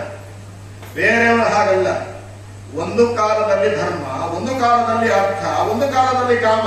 ಮೋಕ್ಷಕ್ಕೆ ಬೇಕಾದ ಸಾಧನೆಯನ್ನು ಮಾಡಿಸ್ತಾರೆ ಇಂದ್ರಿಯಾಭಿಮಾನಿ ದೇವತೆಗಳಾಗಿ. ನೇರವಾಗಿ ಮೋಕ್ಷವನ್ನು ಕೊಡಲ್ಲ. ಹಾಗಾದ್ರೆ ನೇರವಾಗಿ ಏಕಕಾಲದಲ್ಲಿ ಎಲ್ಲವನ್ನೂ ಕೊಡುವ ಭಗವಂತ ಒಬ್ಬನೇ. ಹಾಗಾಗಿ ದಾಸರು ಹೇಳ್ತಾರೆ ಪರಮ ಪುರುಷಾರ್ಥ ರೂಪ. ಮನಸ್ಸು ಮಾಡಿದರೆ 4 ಏಕಕಾಲದಲ್ಲಿ ಕೊಡುವ ಒಬ್ಬನೇ ಒಬ್ಬ ದೊರೆ ಅಂತ ಹೇಳಿದ್ರೆ ಭಗವಂತ. ಆದ್ದರಿಂದ ಅವನನ್ನು ಹೀಗೆ ಉಪಾಸನೆ ಮಾಡಬೇಕು. ಪರಮ ಪುರುಷಾರ್ಥ ರೂಪನು ಹರಿಯ ಲೋಕಕ್ಕೆ ಎಂದು ಹೇಗೆ ಉಪಾಸನೆ ಮಾಡಬೇಕು? ಪರಮಾದರಿಂದ ಸದುಪಾಸನೆ ಗೈರು. ನಮ್ಮ ಉಪಾಸನೆ ಸದುಪಾಸನೆ ಆಗಬೇಕು. ಸದುಪಾಸನೆ ಗೈವರಿಗೆ ಇತ್ತಪನು ಹಾಕೊಡ್ತಾನೆ. ಆದರೆ ತನ್ನನ್ನು ಮರೆತು ಬೇರೆ ಯಾರನ್ನೋ ಉಪಾಸನೆ ಮಾಡಿದರೆ ಭಗವಂತ ನಮ್ಮ ಕೈ ಬಿಡ್ತಾನೆ. ಅದಕ್ಕೆ ಒಂದು ಉದಾಹರಣೆ ಕೊಡ್ತಾರೆ. ಏನು ಅಂತ ಕೇಳಿದ್ರೆ, ಮರೆದು ಧರ್ಮಾರ್ಥಗಳ ಕಾಮಿಸುವರಿಗೆ ನಗುತ್ತ ಅತಿ ಶೀಘ್ರದಿಂದಲೇ ಸುರಪತನಯ ಸುಯೋಧನರಿಗಿತ್ತಂತೆ ಕೊಡುತ್ತಿಪ್ಪ ಅಂತ. ಯುದ್ಧ ಆರಂಭ ಆಗುವ ಮೊದಲು ಇಬ್ಬರು ಬಂದರು. ದುರ್ಯೋಧನ ಹಾಗೂ ಅರ್ಜುನ ಬಂದರು. ಕೃಷ್ಣನಿಗೆ ಸಹಾಯ ಬೇಡಬೇಕು ಅಂತ. ಸರ್ವಜ್ಞ ಕೃಷ್ಣ ನಿದ್ರೆ ಮಾಡುವ ನಟನೆ ಮಾಡಿಬಿಟ್ಟ. ಆವಾಗ ಅರ್ಜುನ ಬಂದ. ಅರ್ಜುನ ಏನ್ ಮಾಡಿದ? ಮತ್ತೆ ದುರ್ಯೋಧನ ಬಂದ. ನೋಡಿದ ಕೃಷ್ಣ ಮಲಿಕೊಂಡಿದ್ದ. ಅವನಿಗೆ ಕಾಲ ಹತ್ರ ಕೂಡ್ಲಿಕ್ಕೆ ಅಹಂಕಾರ. ಹಾಗಾಗಿ ಕಾಲ ಹತ್ರ ಕೂಡ್ಲಿಲ್ಲ, ತಲೆ ಹತ್ರ ಕೂತ. ಅರ್ಜುನ ಬಂದ. ಅವನು ತಲೆ ಹತ್ರ ಜಾಗ ಖಾಲಿ ಇದ್ರು ಅವನೇನು ತಲೆ ಹತ್ರ ಕೂಡ್ತಿರ್ಲಿಲ್ಲ, ಅವನ ಕಾಲ ಹತ್ರನೇ ಕೂತ. ಸ್ವಾಮಿ ನಿದ್ರೆ ನಾಟಕ ಮುಗಿಸಿದ. ಕಣ್ಣು ತೆಗೆದಾಗ ಮೊದಲು ಕಂಡವರೇ ಆಗಲಿ ತಲೆ ಹತ್ರ ಕೂತವ್ರು ಕಾಣಿಸ್ತಾರೋ ಕಾಲ ಹತ್ರ ಕೂತವ್ರು ಕಾಣಿಸ್ತಾರ? ಕಾಲ ಹತ್ರ ಕೂತವ್ರು ಕಾಣಿಸಿದ. ಸರಿ, ಲೀಲಾ ವಿನೋದ ಸ್ವಾಮಿ ಏನ್ ಮಾಡಿದ? ಇಬ್ಬರನ್ನು ಕೇಳಿದ ಯಾವ ಕಾರಣಕ್ಕೋಸ್ಕರ ಬಂದದ್ದು ಅಂತ. ಅವಾಗ ದುರ್ಯೋಧನ ಗದರಿಸಿದ. ಹೇ ಕೃಷ್ಣ, ಮೊದಲ ಬಂದು ನಾನು ವಿಚಾರಿಸ. ಕೃಷ್ಣ ಹೇಳಿದ, ನಂದು ಒಂದು ನಿಯಮ ಇದೆಪ್ಪ. ನಾನು ಯಾರನ್ನ ಮೊದಲು ನೋಡಿದ್ದೇನೆ ಅವರಿಗೆ ಅನುಗ್ರಹ ಮಾಡಿದ್ದೇನೆ. ಹಾಗಾಗಿ ನಾನು ಮೊದಲು ನೋಡಿದ್ದೆ ಯಾರ? ಅರ್ಜುನನನ್ನ. ಸರಿ, ಏನ್ ನಿಮ್ಮ ಬೇಡಿಕೆ? ಇಲ್ಲ, ಯುದ್ಧಕ್ಕೆ ಸಹಾಯಕ್ಕೆ ಕೇಳಲಿಕ್ಕೆ ಬಂದಿದೆ. ಕೃಷ್ಣ ಹೇಳಿದ ಏನಂತ? ನನ್ನ ಸಹಾಯ 2 ರೀತಿ ಇದೆ. ಒಂದು, ನನ್ನ ಅಪಾರವಾದ ನಾರಾಯಣಿ ಸೈನ್ಯವನ್ನು ಕೊಡ್ತೇನೆ. ಇಲ್ಲ, ನಾನೇ ಒಂದು ಸಾರಥಿಯಾಗಿ ನಿಂತು ಸಹಾಯವನ್ನು ಮಾಡಿದ್ದೇನೆ. ದುರ್ಯೋಧನ ಅಂದ, ನೀನು ಬೇಡ, ನಿನ್ನ ನಂಬಲಿಕ್ಕೆ ಆಗಲ್ಲ, ನಿನ್ನ ಅಪಾರವಾದ ಸೈನ್ಯ ಬೇಕು ಅಂತ. ನೋಡಿ, ದೇವರು ಬ್ಯಾಡ ಅಂದವರಿಗೆ ಗತಿ ಏನಾಯಿತು? ದೇವರೇ ಬೇಕು ಅಂದವರಿಗೆ ಗತಿ ಏನಾಯಿತು? ಅರ್ಜುನ ಅಂದ, ನಿನ್ನ ಅಪಾರವಾದ ಸೈನ್ಯ ಬ್ಯಾಡ, ನೀನೇ ಬೇಕು. ತ್ವಮೇವ ಮಾತಾಚ ಪಿತಾ ತ್ವಮೇವ, ನೀನೇ ಬೇಕು ಅಂದ. ಹಾಗಾಗಿ ಭಗವಂತ ಅವನ ರಥದ ಸಾರ್ಥಿ ಮಾತ್ರ ಅಲ್ಲ, ಜೀವನದ ಸಾರ್ಥಿಯಾದ. ಜೀವನದ ಸಾರ್ಥಿಯಾಗಿ ಅವನನ್ನೇನ್ ಮಾಡಿದ? ಗಾಂಧೀವಿ, ಕಿರೀಟಿ, ಧನಂಜಯ, ಪಾರ್ಥ ಅನ್ನೋ ದಶನಾಮಾಂಕಿತನಾಗಿ ಇಡೀ ಗುರುಕುಲಕ್ಕೆ ಏನ್ ಮಾಡಿದ? ಪಾರ್ಥ ಅಂತ ಹೆಸರಿನಿಂದ ಮಮ ಪ್ರಾಣಾಹಿ ಪಾಂಡವಾಹ ಪಾರ್ಥೋಮೇ ಪ್ರಿಯ ಸಖಃ ಅಂತ ಹೇಳ್ತಾರೆ. ಪಾರ್ಥ ನನ್ನ ಪ್ರೀತಿಯ ಸಖ ಅಂತ ಏನು ಹೇಳ್ತಾನೆ. ಆದ್ದರಿಂದ ಭಗವಂತ ಏನ್ ಮಾಡಿದ? ತಾನೇ ಬೇಕು ಅಂತ ಹೇಳುವವರಿಗೆ ಮನವನಿತ್ತರೆ ತನ್ನ ನೀಡ್ತಾನೆ. ಹಾಗಾಗಿ ದೇವರು ಬ್ಯಾಡ ಅನ್ನೋವರಿಗೆ ಭಗವಂತ ಏನ್ ಮಾಡ್ತಾನೆ? ದುರ್ಯೋಧನನಿಗೆ ಕೊಟ್ಟಂತೆ ಕೊಡ್ತಾನೆ. ಹಾಗಾಗಿ ತಂದೆ ತಾಯಿಗಳು ಬ್ಯಾಡ, ತಂದೆ ತಾಯಿಗಳ ಆಸ್ತಿ ಮಾತ್ರ ಬೇಕು ಅನ್ನೋರಿಗೆ ದುರ್ಯೋಧನನಿಗೆ ಕೊಟ್ಟಂತೆ ಕೊಡ್ತಾನೆ. ಸರಿನಾ? ಎಷ್ಟು ಜನ ಪಾಪ ಒದ್ದಾಡ್ತಾ ಇದ್ದಾರೆ. ಆಮೇಲೆ ಮುಂದುವರೆದ್ರೆ ಇನ್ನೊಂದು ಕಾಲ ಬಂದಿದೆ. ಒಂದು ಕಾಲದಲ್ಲಿ ಹೀಗಿತ್ತು, ಏನು? ತಂದೆ ತಾಯಿಗಳು ಬ್ಯಾಡ, ಅವರ ಆಸ್ತಿ ಮಾತ್ರ ಬೇಕು ಅನ್ನೋದು. ಈಗ ಹಾಗಲ್ಲ, ಗಂಡ ಬ್ಯಾಡ, ಗಂಡನ ಆಸ್ತಿ ಮಾತ್ರ ಬೇಕು ಅನ್ನೋರಿದ್ದಾರೆ. ಹೌದು. ಹಾಗಾಗಿ ಅಂಥವ್ರಿಗೆಲ್ಲ ಭಗವಂತ ಏನ್ ಮಾಡ್ತಾನೆ? ನಗುತ್ತರ ಅತಿ ಶೀಘ್ರದಿಂದಲೇ, ನಗನಗತ್ತ ಅತಿ ಶೀಘ್ರದಿಂದ ಏನ್ ಮಾಡ್ತಾನೆ ಅಂತ ಕೇಳಿದ್ರೆ ಕೊಟ್ಟು ಕಳಿಸ್ಬಿಡ್ತಾನೆ.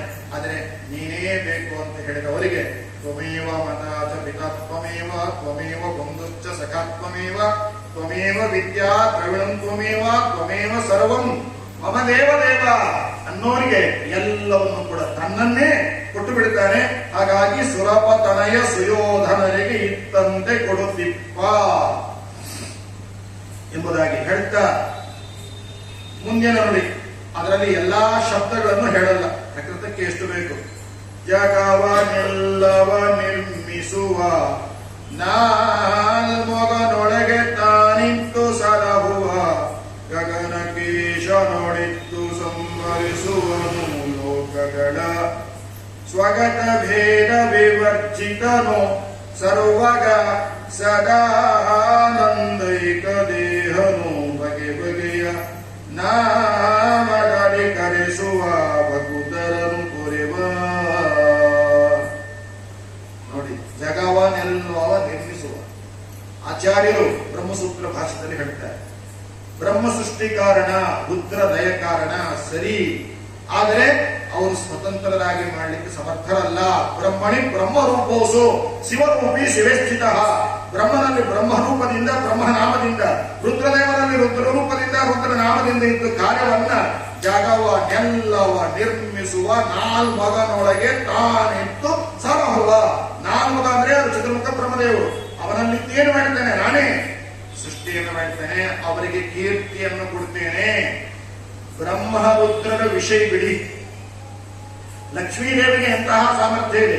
ಹುಡುಗಣ್ಣ ನೋಟ ಮಾತ್ರದಿಂದ ಏನು ಮಾಡ್ತಾಳೆ? ಸೃಷ್ಟಿ ಪ್ರಲಯ ಸರ್ಗ ಮಹಾವಿಭೂತಿ ವೃತ್ತಿ ಪ್ರಕಾಶ ನಿಯಮ ವೃತ್ತಿಬಂಧ ಮೋಕ್ಷ ಯಸ್ಯಾಪಾಂಗಲವ ಮಾತ್ರತ ಉಚಿತ ಸ ಶ್ರೇಯ ಕಟಾಕ್ಷವರವರ್ಜಿತಂ ನಮಾಮಿ. ಕಣ್ಣು ಮುಚ್ಚಿ ಕಣ್ಣು ತೆಗೆಯುವುದರಲ್ಲಿ 14 ಲೋಕಾತ್ಮಕವಾದ ಪ್ರಪಂಚವನ್ನ ಲಕ್ಷ್ಮೀದೇವಿ ಸೃಷ್ಟಿ ಮಾಡ್ತಾಳೆ. ಆದರೆ ಮಮ ಯೋನಿಹಿ ಅಪ್ಸು ಅಂತ ಸಮುದ್ರೆ, ನಾನು ಸ್ವಂತವಾಗಿ ಸೃಷ್ಟಿಯನ್ನು ಮಾಡಲ್ಲ, ಪರಮಾತ್ಮನ ಅಧೀನರಾಗಿ ಏನು ಮಾಡ್ತೇನೆ? ಸೃಷ್ಟಿಯನ್ನು ಮಾಡ್ತೇನೆ. ಅಷ್ಟೇ ಅಲ್ಲ, ಬ್ರಹ್ಮ ರುದ್ರ ಎನ್ನುವ ನಾಮ ಹೇಗೆ ದೇವರ ನಾಮವು, ಹಾಗೆ ಲಕ್ಷ್ಮಿ ಎನ್ನುವ ನಾಮವು ದೇವರ ನಾಮ. ನಾವೆಲ್ಲ ವಿವಾಹ ಮಾಡಿಕೊಳ್ಳುವಾಗ ಬೇರೆ ಹೆಸರು ಇಡ್ತೇವೆ, ಭಗವಂತ ಬೇರೆ ಹೆಸರು ಇಟ್ಟಿಲ್ಲ, ತಂದೆ ಹೆಸರು ಕೊಟ್ಟ. ಯಾವ ಹೆಸರು? ಸರ್ವ ಲಕ್ಷಣ ಲಕ್ಷಣ್ಯೋ ಲಕ್ಷ್ಮೀವಾನ್ ಸಮಿತಿಂಜಯ. ಹಾಗಾಗಿ ಲಕ್ಷ್ಮಿ ಎನ್ನುವ ಹೆಸರು ಮಹಾಲಕ್ಷ್ಮಿ ಹೆಸರು ಅಲ್ಲ, ನಮ್ಮ ದೇವರ ಹೆಸರು. ಎಲ್ಲಾ ಲಕ್ಷಣಗಳು ಇರೋದರಿಂದ ಅವನನ್ನು ಲಕ್ಷ್ಮಿ ಅಂತ ಕರೀತಾರೆ. ಹಾಗಾಗಿ ಸರ್ವ ಲಕ್ಷಣ ಲಕ್ಷಣ್ಯೋ ಲಕ್ಷ್ಮೀವಾನ್ ಸಮಿತಿಂಜಯ. ಹಾಗಾಗಿ ಗಗವನೆಲ್ಲವ ನಿರ್ಮಿಸುವ ತಾನ್ ಮಗಳೊಳಗೆ ಇತ್ತು. ಇದಾಯ್ತು. ಮುಂದೆ ಒಂದು ಪದ ಇದೆ, ಏನು ಅಂದ್ರೆ ಸ್ವಗತ ಭೇದ ವಿವರ್ಜಿತನು ಅಂತ ಹೇಳ್ತಾರೆ. ಏನು ಹಂಗಂದ್ರೆ ಸ್ವಗತ ಭೇದ ವಿವರ್ಜಿತ ಅಂದ್ರೆ ಏನು? ಮೂಲ ರೂಪಕ್ಕೂ ಅವತಾರ ರೂಪಕ್ಕೂ ಭೇದ ಇಲ್ಲದವ. ಕೆಲವರಿಗೆ ಹೇಳಿದ್ರು ಮೂಲ ರೂಪ ಮಾತ್ರ ಪೂರ್ಣ, ಜಮ್ಮಾಗಿ ಇದ್ದಾನೆ, ಅವತಾರ ರೂಪದಲ್ಲಿ ದುಃಖ ಪಡ್ತಾನೆ, ಬೀದಿ ಬೀದಿ ಅರಿತಾನೆ. ಆ ಕೃಷ್ಣ ರೂಪಕ್ಕೆ ಭೀಷ್ಮಾಚಾರ ಮಾಡಿಬಿಟ್ಟಾಗ ರಕ್ತ ಬಂತು ಎಲ್ಲ ಹೇಳ್ತಾರೆ. ಅದೆಲ್ಲ ಏನಲ್ಲ, ಸ್ವರೂಪಭೂತವಾದದ್ದಲ್ಲ, ತೋರಿಕೆದು. ನಿನ್ನೆ ಅದರ ಬಗ್ಗೆ ಹೇಳಿದ್ದೇನೆ, ಸೀತೆಯನ್ನು ಕಳ್ಕೊಂಡೇ ಇಲ್ಲ ಅನ್ನೋದ್ರ ಬಗ್ಗೆ ನಿನ್ನೆ ತುಂಬಾ ವಿವರಣೆನೇ ಹೇಳಿದ್ದೇನೆ. ಆದ್ದರಿಂದ ಮೂಲ ರೂಪವೂ ಪೂರ್ಣ, ಅವತಾರ ರೂಪವೂ ಪೂರ್ಣ. ವಾಯುದೇವರಿಗೇನೆ ಮೂಲ ರೂಪಕ್ಕೂ ಅವತಾರ ರೂಪಕ್ಕೂ ಅಜ್ಞಾನಾದಿಗಳಿಲ್ಲ. ಮೂಲ ರೂಪ ಹೇಗೆ ವಾಯುದೇವರದು ಪೂರ್ಣವೋ ಅವತಾರ ರೂಪವೂ ಕೂಡ ಪೂರ್ಣ.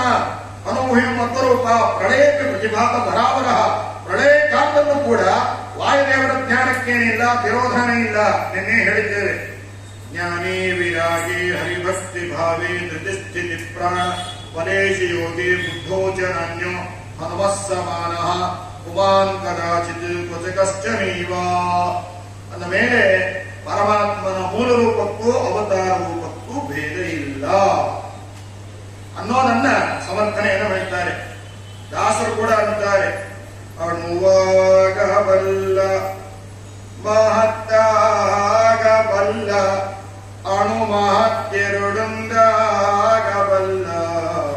ಸಗುಣನಾಗಬಲ್ಲ ನಿರ್ಗುಣನಾಗಬಲ್ಲ ಸಗುಣ ನಿರ್ಗುಣ ಎರಡೊಂದಾಗಬಲ್ಲ ರೂಪನಾಗಬಲ್ಲ ಅರೂಪನಾಗಬಲ್ಲ ರೂಪ ಅರೂಪ ಎರಡೊಂದಾಗಬಲ್ಲ ವ್ಯಕ್ತನಾಗಬಲ್ಲ ಅವ್ಯಕ್ತನಾಗಬಲ್ಲ ವ್ಯಕ್ತ ಅವ್ಯಕ್ತ ಎರಡೊಂದಾಗಬಲ್ಲ ಸ್ವಗತ ಭೇದ ವಿವರ್ಜಿತ ಅಚಿಂತ್ಯ ಅಪ್ರಮೇಯ ಪರಾತ್ಪರ ಶ್ರೀ ಪುರಂದರ ವಿಠಲ. ಆದ್ದರಿಂದ ಸಗುಣ ಹೌದು, ಅನಂತ ಗುಣ ಪರಿಪೂರ್ಣ, ಆದ್ದರಿಂದ ಸಗುಣ. ಇದು ಕೂಡ ನಮ್ಮಂತಹ ವಿಕಾರ ಹೊಂದುವ ಗುಣ ಇಲ್ಲ. ಸತ್ವ ರಜಸ್ತಮೋ ಗುಣಗಳು ವಿಕಾರ ನಮಗಿದೆ. ಹಾಗಾಗಿ ಶಾಸ್ತ್ರಗಳು ಉಪನಿಷತ್ತುಗಳು ಅವನನ್ನ ನಿರ್ಗುಣ ಅಂತ ಹೇಳ್ತಾರೆ. ನಿರ್ಗುಣ ಅಂದ್ರೆ ಗುಣ ಇಲ್ಲದವನು ಅಂತ ಅರ್ಥ ಅಲ್ಲ. ನಮ್ಮಂತಹ ವಿಕಾರ ಹೊಂದುವ ಗುಣ ಇಲ್ಲದವ. ರೂಪ ಅರೂಪ, ನಮಗೆ 20ಕ್ಕೊಂದು ರೂಪ, 60ಕ್ಕೊಂದು ರೂಪ, 80ರ ತನಕ ಇದ್ರೆ ಒಂದು ರೂಪ. ಆದ್ರೆ ದೇವರಿಗೆ ಹಾಗಲ್ಲ, 10ಕ್ಕೊಂದು, 20ಕ್ಕೊಂದು, 60ಕ್ಕೊಂದು ಅಂತ ಇಲ್ಲೇ ಇಲ್ಲ. ಶಶ್ವದೇಕ ಪ್ರಕಾರ ಯಾವಾಗಲೂ 16 ವರ್ಷದ ಸುಂದರ ಆ ಸ್ವಾಮಿ. ರಸಕ್ಕೆ ರಸರೂಪ, ಸುಂದರಕ್ಕೆ ಅತಿ ಸುಂದರ. ಅವನಿಗೆ ಏನಿಲ್ಲ, ಜರ ಯೌವನ ಮುಪ್ಪು ಇತ್ಯಾದಿ ಯಾವುದು ಕೂಡ ಇಲ್ಲ. ಆದ್ದರಿಂದ ಅವನ ರೂಪ ಒಳ್ಳೆ ರೂಪ, ಅವನಿಗೆ ಅನಂತ ರೂಪ, ಅವನಿಗೆ ಅರೂಪ. ನಮ್ಮಂತ ವಿಕಾರ ಹೊಂದುವ ರೂಪ ಇಲ್ಲ. ವ್ಯಕ್ತನಾಗಬಲ್ಲ, ಅವ್ಯಕ್ತನಾಗಬಲ್ಲ. ಜ್ಞಾನಿಗಳಿಗೆ ವ್ಯಕ್ತ, ಅಜ್ಞಾನಿಗಳಿಗೆ ಅವ್ಯಕ್ತ. ಇದು ದಾಸರಿ. ಹಾಗಾಗಿ ದಾಸರು ಹೇಳ್ತಾರೆ ಸ್ವಗತ ಭೇದ ವಿಮರ್ಜಿತ. ಅವನಿಗೆ ಮೂಲ ರೂಪಕ್ಕೂ ಅವತಾರ ರೂಪಕ್ಕೂ ಏನಿಲ್ಲ, ಬೇರೆ ಇಲ್ಲ. ಮುಂದೆ ಒಬ್ಬನಲ್ಲಿ ನಿಂತಾಡುವನು, ಮತ್ತೊಬ್ಬನಲ್ಲಿ ಬೇಡುವನು, ಒಬ್ಬನಲ್ಲಿ ನೀಡುವನು, ಮಾತಾಡುವನು ಬೆರಗಾಗಿ. ಅಪ್ಪರದ ಹೆತ್ತೈವನಿವ, ಮತ್ತೊಬ್ಬರನ್ನು ಲೆಕ್ಕಿಸನು, ಲೋಕದೊಳೊಬ್ಬನೇ ವಾದ್ಯ ಬಾಧಕನ ನಿರ್ಭೀತ. ಒಬ್ಬನಲ್ಲಿ ನಿಂತಾಡುವನು, ಏನಿದು ಒಗಟಿದ್ದು. ಒಬ್ಬನಲ್ಲಿ ನಿಂತಾಡುವನು, ಮತ್ತೊಬ್ಬನಲ್ಲಿ ನೋಡುವನು, ಬೇಡುವನು, ಒಬ್ಬನಲ್ಲಿ ಏನು ಅಂತಾರ ಒಗಟಿದ್ದಂಗೆ ಅದಲ್ಲ. ಇದೇ ಭಗವಂತನ ಚರ್ಯೆ, ಇದೇ ಅವನ ಕಾರುಣ್ಯ. ಒಬ್ಬನಲ್ಲಿ ನಿಂತಾಡುವನು ಅಂದರೆ ಭಗವಂತ ಸಾತ್ವಿಕರಾದ ಜೀವರಾಶಿಗಳಲ್ಲಿ ದಾಮೋದರ ರೂಪದಿಂದ ಇದ್ದು ಏನು ಮಾಡ್ತಾನೆ ಅಂತ ಕೇಳಿದ್ರೆ, ಆ ಭಗವಂತ ಯಜ್ಞ ನಾಮಕನಾಗಿ ದಾಮೋದರ ರೂಪದಿಂದ ಪಾದಕ್ಕೆ ಅಭಿಮಾನಿಯಾದ ಜಯಂತನಲ್ಲಿ ಇದ್ದು ಏನು ಮಾಡ್ತಾನೆ ಅಂತ ಕೇಳಿದ್ರೆ, ಯಾಜ್ಞವಲ್ಕ ಮಂದಿರಕ್ಕೆ ಹೋಗೋಣ, ಪ್ರವಚನ ನಡೆದಿದೆ ಅಂತ ಅಲ್ಲಿ ಕಳಿಸ್ತಾನೆ. ಒಬ್ಬನಲ್ಲಿ ನಿಂತಾಡುವನು, ಅವನು ಅದಕ್ಕೆ ಯೋಗ್ಯನಾಗಿಲ್ಲ ಅಂತಾದರೆ ಅವಾಗ ಅದೇ ಪಾದದಲ್ಲಿ ತತ್ವಾಭಿಮಾನಿ ದೇವತೆ ಜಯಂತ ಇರುವ ಹಾಗೆ ತತ್ವಾಭಿಮಾನಿ ಅಸುರ ಇದ್ದಾನೆ, ತೃಣಾವರ್ತ ಅನ್ನುವ ಅಸುರ ಇದ್ದಾನೆ. ಆ ಅಸುರನ ಕಾಟ ಜಾಸ್ತಿ ಆಯಿತು ಅಂದ್ರೆ ಮಠಕ್ಕೆ ಯಾಜ್ಞವಲ್ಕ್ಯ ಮಂದಿರಕ್ಕೆ ಬರದೆ ಎಲ್ಲೋ ಹೋಗಿ ವಾಪಸ್ಸು ಮನೆ ಬರಬೇಕಾದ್ರೆ ಜೋಲಿ ಹೊಡ್ಕೊಂಡು ಬರ್ತಾನೆ. ಒಬ್ಬನಲ್ಲಿ ನಿಂತಾಡುವನು, ಮತ್ತೊಬ್ಬನಲ್ಲಿ ನೋಡುವನು. ಸರಿನಾ? ಮತ್ತೊಬ್ಬನಲ್ಲಿ ನೋಡ್ತಾನೆ, ಯಾಕೆ ಅನಂತ ರೂಪ ಇದೆ ಅವನಿಗೆ. ಹಾಗಾಗಿ ಮತ್ತೊಬ್ಬನಲ್ಲಿ ನೋಡ್ತಾನೆ. ಏನ್ ಮಾಡ್ತಾನೆ? ಕಣ್ಣಿನಲ್ಲಿ ಭಗವಂತ ಏನಾಗಿದ್ದಾನೆ? ಮಧುಸೂದನ ನಾಮಕನಾಗಿ ಇದ್ದಾನೆ. ನೇತ್ರಕ್ಕೆ ಅಭಿಮಾನಿಯಾದ ಸೂರ್ಯ, ಸೂರ್ಯನಿಂದ ಇದ್ದೇನು ಮಾಡ್ತಾನೆ? ಪರಮಾತ್ಮ ರಾಮಕೃಷ್ಣ ಹಾಗೂ ಶ್ರೀನಿವಾಸ ಈ ಎಲ್ಲ ದರ್ಶನವನ್ನ ಸೂರ್ಯನೊಳಗೆ ಇದ್ದು ಮಧುಸೂದನ ನಾಮಕನಾಗಿ ಸೂರ್ಯನೊಳಗೆ ಇದ್ದು ಏನ್ ಮಾಡ್ತಾನೆ ಅಂತ ಕೇಳಿದ್ರೆ, ಆ ಭಗವಂತನ ಅನೇಕ ಮೂರ್ತಿ ಮಂದಿರಗಳ ದರ್ಶನವನ್ನು ಮಾಡ್ತಾನೆ. ಇದೇ ಮತ್ತೊಬ್ಬನಲ್ಲಿ ನೋಡುವನು. ಅದಕ್ಕೆ ಅವನು ಯೋಗ್ಯನಾಗಿಲ್ಲ ಅಂತಾದ್ರೆ ನೋಡಬಾರದನ್ನು ನೋಡಿಸ್ತಾನೆ. ಯಾರಿದ್ದಾರೆ ಒಳಗೆ? ಬಾಣಾಸುರ ಎನ್ನುವ ದೈತ್ಯ ಇದ್ದಾನೆ. ಆ ಬಾಣಾಸುರ ಎನ್ನುವ ದೈತ್ಯ ಏನ್ ಮಾಡ್ತಾನೆ? ನೋಡಬಾರದ ದೃಶ್ಯವನ್ನ, ಪಾಪ ಬರುವ ದೃಶ್ಯವನ್ನ ತೋರಿಸ್ತಾನೆ. ಹಾಗಾಗಿ ದೇವರಿಗೆ ನಾವು ಬೇಡಬೇಕು, ಅಸುರರ ಕಾಟ ಆಗಬಾರದಪ್ಪ, ದೇವತೆಗಳ ವ್ಯಾಪಾರ ನನ್ನ ದೇಹದಲ್ಲಿ ಆಗಬೇಕು. ಆದ್ದರಿಂದ ಧರ್ಮಕ್ಷೇತ್ರೇ ಕುರುಕ್ಷೇತ್ರೇ ಸಮವೇತ ಯುತ್ಸವ ಮಾಮಕಾಹ ಪಾಂಡವಾಶ್ಚೈವ ಕಿಮಕುರ್ವತ ಸಂಜಯ. ಅಂದು ಅಲ್ಲಿ ಮಾತ್ರ ಕುರುಕ್ಷೇತ್ರದ ಯುದ್ಧ ನಡೆದಿಲ್ಲ. ನಮ್ಮ ಮನೆಯಲ್ಲಿ, ನಮ್ಮ ಮನಸ್ಸಿನಲ್ಲಿ ನಿರಂತರವಾದ ಕುರುಕ್ಷೇತ್ರದ ಹಾರಾಟ, ಹೋರಾಟ, ತಾಕಲಾಟ ನಡೀತಾ ಇರುತ್ತದೆ. ಅಂದಿನ ಕುರುಕ್ಷೇತ್ರದಲ್ಲಿ ಪಾಂಡವರಿಗೆ ವಿಜಯ ಆಯಿತು. ಇಂದಿನ ಕುರುಕ್ಷೇತ್ರದಲ್ಲಿ ಪಾಂಡವರು ಎಲ್ಲೋ ಮೂಲೆಯಲ್ಲಿ ಕೂತಿದ್ದಾರೆ, ಕೌರವರೇ ಅಟ್ಟಹಾಸವನ್ನು ಆಡ್ತಾ ಇದ್ದಾರೆ. ಹಾಗಾದ್ರೆ ಇಂದಿನ ಕುರುಕ್ಷೇತ್ರದಲ್ಲೂ ಕೂಡ ಏನಾಗಬೇಕು? ಪಾಂಡವರೇ ಜಯ ಸಿಗಬೇಕು. ಹಾಗಾಗಿ ಭಗವಂತನಿಗೆ ನಾವು ಶರಣ ಹೋದರೆ ಅವಾಗ ಏನಾಗತ್ತೆ? ತತ್ವಾಭಿಮಾನಿ ದೇವತೆಗಳು ಕೆಲಸ ಮಾಡ್ತಾರೆ, ತತ್ವಾಭಿಮಾನಿ ದೈತ್ಯರು ಕೆಲಸ ಮಾಡಲ್ಲ. ಆದ್ದರಿಂದ ಏನು ಅಂತ ಕೇಳಿದ್ರೆ, ಒಬ್ಬನಲ್ಲಿ ನಿಂತಾಡುವನು, ಮತ್ತೊಬ್ಬನಲ್ಲಿ ನೋಡುವನು ಅನ್ನೋದಕ್ಕಾಯ್ತು. ಆಮೇಲೆ ಬೇಡುವನು ಒಬ್ಬನಲ್ಲಿ, ಪದ್ಮನಾಭ ರೂಪದಿಂದ ಏನು ಮಾಡ್ತಾನೆ, ಹಸ್ತಕ್ಕೆ ಅಭಿಮಾನಿ ದಕ್ಷ ಪ್ರಜಾಪತಿ, ಅವನ ಮೂಲಕವಾಗಿ ಬೇಡುವ ಕೊಡುವ ಶಕ್ತಿಯನ್ನ ಕೊಡ್ತಾನೆ. ಇಲ್ಲ ಅಂದ್ರೆ ಕೊಡಬೇಡ ಅಂತ ಬುದ್ಧಿಯನ್ನು ಹುಟ್ಟಿಸಿಬಿಡ್ತಾನೆ. ಯಾರಿದ್ದಾರೆ ಅಲ್ಲಿ? ಕೇಶಿ ಅನ್ನೋ ದೈತ್ಯ ಇದ್ದಾರೆ. ಆ ಮೂಲಕವಾಗಿ ಕೊಡಬೇಡ ಅನ್ನುವಂತಹ ಭಾವನೆಯನ್ನು ಹುಟ್ಟಿಸ್ತಾನೆ. ಮನಸ್ಸು ಒಳ್ಳೆಯ ವಿಚಾರವನ್ನು ಮಾಡ್ತಾ ಇರ್ತದೆ. ರುದ್ರದೇವರು ಪ್ರೇರಣೆಯನ್ನು ಮಾಡ್ತಾ ಇದ್ದಾರೆ. ಮನೋಭಿಮಾನಿ ರುದ್ರದೇವರು ಪ್ರೇರಣೆಯನ್ನು ಮಾಡ್ತಾ ಇದ್ದಾರೆ. ಒಂಚೂರು ತಪ್ಪು ಅಂತ ಹೇಳಿದ್ರೆ ಅಲ್ಲಿ ಕಾಲನೇಮಿ ಅನ್ನುವ ದೈತ್ಯ ಇದ್ದಾನೆ, ಕೆಟ್ಟ ಆಲೋಚನೆಯನ್ನು ಕೊಟ್ಟು ಬಿಡ್ತಾನೆ. ಇದೇ ದಾಸರು ಹೇಳ್ತಾರೆ, ಒಬ್ಬನಲ್ಲಿ ನಿಂತಾಡುವನು, ಆಮೇಲೆ ಮಾತಾಡುವನು ಬೆಳಗಾಗಿ. ನೋಡಿ, ಋಷಿಕೇಶ ರೂಪದಿಂದ ನಾಲಿಗೆಯಲ್ಲಿ ನಿಂತೇನು ಮಾಡ್ತಾನೆ, ನಾಲಿಗೆ ಅಭಿಮಾನಿ ಯಾರು? ಅಗ್ನಿದೇವ. ಅಗ್ನಿ ಮೂಲಕವಾಗಿ ಒಳ್ಳೆ ಮಾತನ್ನೇ ಹೇಳಿಸ್ತಾನೆ, ಒಳ್ಳೆ ಸ್ತೋತ್ರ ಪಾರಾಯಣ ಮಂತ್ರ ಪಾರಾಯಣವನ್ನು ಮಾಡಿಸ್ತಾನೆ. ಇಲ್ಲ ಅಂತಾದ್ರೆ ಅಲ್ಲಿ ಯಾರಿದ್ದಾರೆ? ವಾತಾಪಿ ಎನ್ನುವ ದೈತ್ಯ ಇದ್ದಾನೆ, ಏನನ್ನೂ ಹೇಳಿಸುವುದಿಲ್ಲ, ಅದರ ಬದಲಿ ಸಾಧನೆ ಮಾಡಿಸ್ತೇನೆ, ನಮ್ಮನ್ನು ಹಾಳು ಮಾಡ್ತಾ ಇದ್ದಾನೆ. ಆದ್ದರಿಂದ ಇಂತಹ ಸಾಧನೆಯನ್ನ ಮಾಡಬೇಕು ಅನ್ನುವಂತಹ ಸಂಗತಿಯನ್ನ ಒಬ್ಬನಲ್ಲಿ ನಿಂತಾಡುವನು ಮತ್ತೊಬ್ಬನಲ್ಲಿ ನೋಡುವನು ಅನ್ನುವಂತಹ ಮಾತಿನ ಮೂಲಕವಾಗಿ ಹೇಳ್ತಾರೆ. ಇನ್ನೊಂದು ಅದ್ಭುತವಾದ ಶ್ಲೋಕ. ಇಟ್ಟಿ ಕಲ್ಲನು ಬಕುತಿಯಿಂದಲೇ ಕೊಟ್ಟ ಬಕುತಗೆ ಮೆಚ್ಚಿ ತಂದನೆ ಪುಟ್ಟ, ಬಡ ಬ್ರಾಹ್ಮಣನ ಮುಪ್ಪಿಡಿ ಅವಳಿಗ ಕಿಡಾರ್ಥ, ಕೆಟ್ಟ ಮಾತುಗಳೆನದೆ ಚೈತ್ಯದ ಹೊಟ್ಟೆಯೊಳಗಿಂಬಿಟ್ಟ, ಬಾಣದೊಳಿಟ್ಟ ಭೀಷ್ಮನ ಅವಗುಣಗಳ ಎಣಿಸಿದನೆ ಕರುಣಾಳು, ಬಾಣದೊಳಿಟ್ಟ ಭೀಷ್ಮನ ಅವಗುಣಗಳ ಎಣಿಸಿದನೆ ಕರುಣಾಳು. ಚಂದ್ರಭಾಗ ನದಿಯಲ್ಲಿ ಪುಂಡಲೀಕ ತಂದೆ ತಾಯಿಗಳ ಸೇವೆಯನ್ನು ಮಾಡ್ತಾ ಇದ್ದಾನೆ. ನಾರದರು ಬಂದ್ರು, ಬಾ ಬಾ ಬಾಯಿ, ನಿನ್ನ ಭಕ್ತ ಎಷ್ಟು ಸೇವೆ ಮಾಡ್ತಾ ಇದ್ರು, ನಾ ತೋರಿಸ್ತೀನಿ ಅಂತ ನಾರದರು ಕೃಷ್ಣನನ್ನ ಕರ್ಕೊಂಡ್ಬರ್ತಾರೆ.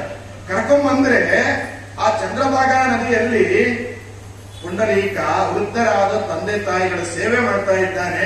ಕೃಷ್ಣ ಬಂದ್ರೆ ಪುಂಡಲೀಕ ಹೇಳಿದ, ಸ್ವಾಮಿ ನೀನೇ ಮಾಡಿದ ಆದೇಶ ಇದು, ಮಾತೃದೇವೋ ಭವ ಪಿತೃದೇವೋ ಭವ ಅಂತ ಆದೇಶ ನಿಂದೆ, ಆದ್ರಿಂದ ತಂದೆ ತಾಯಿಗಳ ಸೇವೆ ಮಾಡಿ ಬರ್ತೀನಿ, ಅಲ್ಲಿ ತನಕ ನಿಲ್ಕೋ ಅಂತ ಹೇಳಿ ಇಟ್ಟಿಗೆ ಇಟ್ಟು ಬಿಟ್ಟ. ಸ್ವಾಮಿ ಅವನ ಭಕ್ತಿಗೆ ಮೆಚ್ಚಿ ನಿಂತೇ ಬಿಟ್ಟ. ಇಟ್ಟಿಗೆ ಮೇಲೆ ನಿಂತ ನಮ್ಮ ವಿಠಲತ. ಹಾಗಾಗಿ ಇಟ್ಟಿ ಕಲ್ಲನು ಬಕುತಿಯಿಂದಲಿ ಕೊಟ್ಟ ಬಕುತಗೆ ಪಾಂಡುರಂಗ ವಿಠಲನಾಗಿ ತಾನೇ ನಿಂತು ಬಿಟ್ಟ. ಹಾಗಾಗಿ ಇಂತಹ ಭಕ್ತರನ್ನು ಸ್ಮರಣೆ ಮಾಡ್ಕೊಳ್ಳಪ್ಪ. ಆ ಭಕ್ತರಷ್ಟು ಆಗ್ಲಿಲ್ಲ ಆದ್ರೂ ಕೂಡ ನಮ್ಮ ಯಥಾಯೋಗ್ಯವಾಗಿ ನಾವು ಭಕ್ತರಾಗೋಣ. ಆಮೇಲೆ ಬಡ ಬ್ರಾಹ್ಮಣ ಯಾರು? ಸುಧಾಮ. ಆ ಅವಲಕ್ಕಿ ಕೊಟ್ಟ, ತಂದಾಗೆ ಮುಗ್ಗಾಗಿತ್ತು, ಎಷ್ಟೋ ದಿವಸ ಇದ್ದ. ಒಂದು ಮುಷ್ಟಿ ತಗೊಂಡ್ರೆ ಲಕ್ಷ್ಮೀದೇವಿ ಅಂದು ಒಂದು ಮುಷ್ಟಿಗೆನೆ ಅವನಿಗೆ ಅಷ್ಟ ದರಿದ್ರನಿಗೆ ಅಷ್ಟ ಐಶ್ವರ್ಯವನ್ನು ಕೊಟ್ಟು ಬಿಟ್ಟೀಯ, ಇನ್ನೊಂದು ಮುಷ್ಟಿ ನೀನು ಸ್ವೀಕಾರ ಮಾಡಿದ್ರೆ ಇಟ್ಕೊಳ್ಳಿಕ್ ಜಾಗ ಇಲ್ಲ, ನಿನ್ನ ನೈವೇದ್ಯ ಆಯ್ತು, ಇನ್ನ ನನ್ನ ನೈವೇದ್ಯ ನನಗ್ ಕೊಡುವಂತ ಕೈ ಚಾಕ್ತಾ ಇದ್ದಾಳೆ ಜಗಜ್ಜನನಿ ಮಹಾಲಕ್ಷ್ಮೀ ದೇವಿ. ಇದು ಭಕ್ತ ವಾತ್ಸಲ್ಯ, ಇದು ಕಾರುಣ್ಯ. ಇವನ ಕಾರುಣ್ಯಕ್ಕೆ ಏನೆಂಬೆ ಅಂತ ಕೇಳಿ, ಇದು ಕರುಣೆ ಅಂದೇ ಇನ್ನೇ. ಬಡ ಬ್ರಾಹ್ಮಣನ ಮುಪ್ಪಿಡೆ ಅವಳಿಗೆ ಅಖಿಲಾರ್ಥ.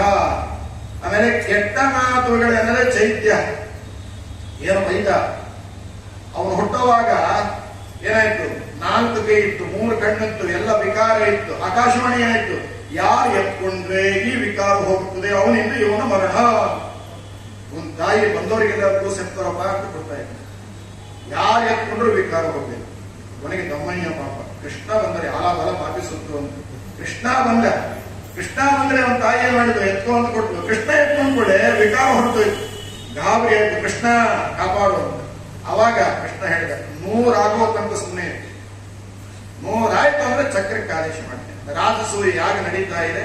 ಅವಾಗ ಎಲ್ಲರೂ ಕೃಷ್ಣಾಯ ನಮಃ, ಕೇಶವಾಯ ನಮಃ, ನಾರಾಯಣ ನಮಃ, ಮಾಧವಾಯ ನಮಃ ಅಂತೆಲ್ಲ ಹೇಳಿದ್ರು. ವೈನಿಕ್ಷೆ ಮಾಡಿದ್ರು. 100 ಆಯ್ತು, ಚಕ್ರಕ್ಕೆ ಆದೇಶ ಮಾಡಿದ್ರು. ಹಾಗಾಗಿ ಅವನು ಬೈದದ್ದನ್ನ ಮನಸ್ಸಿನಲ್ಲಿ ಇಟ್ಕೊಳ್ಳದೇನೆ ಅವನಿಗೆ ಮೋಕ್ಷ ಕೊಡ್ಲಿಲ್ಲ. ಅವನು ಒಳಗಡೆ ಇರತಕ್ಕಂಥ ಜಯನಿಗೆ ಏನು ಮಾಡಿದ? ಮೋಕ್ಷವನ್ನು ಕೊಟ್ಟ. ಅದನ್ನ ದಾಸರು ಪೌರಾಣಿಕ ಅಂಶವನ್ನು ತಿಳಿಸ್ತಾ ಇದ್ದಾರೆ. ಕೆಟ್ಟ ಮಾತುಗಳೆಂದ ಚೈತ್ಯನ ಹೊಟ್ಟೆ ಒಳಗೆ ಬಿಟ್ಟು ರಕ್ಷಣೆ ಮಾಡಿದ. ಅವನಿಗೆ ವೈಕುಂಠ ಲೋಕವನ್ನ ಪ್ರಾಪ್ತಿ ಮಾಡಿದ. ಆಮೇಲೆ ಭೀಷ್ಮನ ಬಾಣದೊಡಿಟ್ಟ, ಅದನ್ನ ನಿನ್ನೆ ಹೇಳಿದ್ದೇವೆ. ಇದಾದ್ಮೇಲೆ ಹೇಳಬೇಕಾದದ್ದು ಇನ್ನೂ ಇದೆ, ಸಮಯ ಆಗ್ತಾ ಇದೆ. ಇದಾದ್ಮೇಲೆ ಮುಂದೆ ಇನ್ನೊಂದು ಸ್ಮರಿಸುವವರ ಅಪರಾಧಗಳ ಸ್ಮರಿಸ ಸಕಲೇಷ್ಟ ಪ್ರದಾಯಕ ಮರಳಿ ತನಗರ್ಪಿಸಲು ಕೊಟ್ಟದನು ಅನಂತ ಮಳಿ ಮಾಡಿ ಪರಿಪರಿಯಲಿ ಉಂದು ಉಣಿಸಿ ಸುಖ ಸಾಗರದೆ ಲೋಲಾಡಿಸುವ ಮಂಗಳ ಚರಿತ ಚಿನ್ಮಯ ಗಾತ್ರ ಲೋಕ ಪವಿತ್ರ ಸುಚರಿತ್ರ. ಭಗವಂತ ಸ್ಮರಿಸುವವರ ಅಪರಾಧಗಳ ಸ್ಮರಿಸ. ಧರ್ಮರಾಜನಿಗೆ ಹೇಳಿದ, ಅಶ್ವತ್ಥಾಮೋ ಹತ ಹೇಳು, ಮುಂದೆ ನಾನು ನೋಡ್ಕೊಳ್ತೀನಿ. ಸಂದೇಹ ಪಟ್ಟ, ಆದರೂ ಅವನು ಸ್ಮರಣೆ ಮಾಡೋ ಭಕ್ತ, ಅವನಿಗೆ ಅನುಗ್ರಹವನ್ನು ಮಾಡಿದ. ವಿದುರ ಕೃಷ್ಣ ಸಂಧಾನಕ್ಕೆ ಬಂದಾಗ ಕೃಷ್ಣನನ್ನ ಕೌರವರು ಕಟ್ಟಿ ಹಾಕಬಹುದು ಅಂತ ಸಂದೇಹ ಪಟ್ಟ, ಅದನ್ನೂ ಕ್ಷಮೆ ಮಾಡಿದ. ಸ್ಮರಣ ಮಾಡುವ ಭಕ್ತ ಅಂತ ಅನುಗ್ರಹವನ್ನು ಮಾಡಿದ. ಅರ್ಜುನ ಬ್ರಾಹ್ಮಣನ ಮಗುವನ್ನು ರಕ್ಷಣೆ ಮಾಡಬೇಕಾದ್ರೆ ಈ ಸಣ್ಣ ಕೆಲಸಕ್ಕೆ ಕೃಷ್ಣ ಬದನಾಮ ಯಾಕೆ, ನಾನೇ ಮಾಡ್ತೀನಿ ಅಂತ ಅಹಂಕಾರ ಪಟ್ಟ. ಅಗ್ನಿ ಪ್ರವೇಶ ಮಾಡಲಿಕ್ಕೆ ಹೋದ, ಅವನನ್ನ ತಡೆದ. ಸ್ಮರಿಸುವವರ ಅಪರಾಧಗಳ ಸ್ಮರಿಸ. ಇದಕ್ಕೆ ಬಹಳ ಇದೆ, ಇಷ್ಟರಲ್ಲೇ ಮುಗಿಯಿಲ್ಲ. ಇದಕ್ಕೆ 2 ತಾಸು ಬೇಕು. ಇನ್ನೊಮ್ಮೆ ಬಂದ್ರೆ ಅವಾಗ ಈ ಶ್ಲೋಕಕ್ಕೆ ಇನ್ನೂ ಮುಂದೆ ಹೇಳೋಣ, ಸರಿನಾ? ಆದ್ಮೇಲೆ ಮುಂದೊಂದು ಶ್ಲೋಕ ಹೇಳಲೇಬೇಕಾದ ಶ್ಲೋಕ. ಪಾಪ ಕರ್ಮವಸಹಿಸುವರೆ ಲಕ್ಷ್ಮೀ ಪತಿಗೆ ಸಮರಾರ ದಿವಿಜರ ಈ ಪಯೋಜ ಭವಂಡದೊಳಗವಲ್ಲಿ ನಾ ಕಾಣೆ.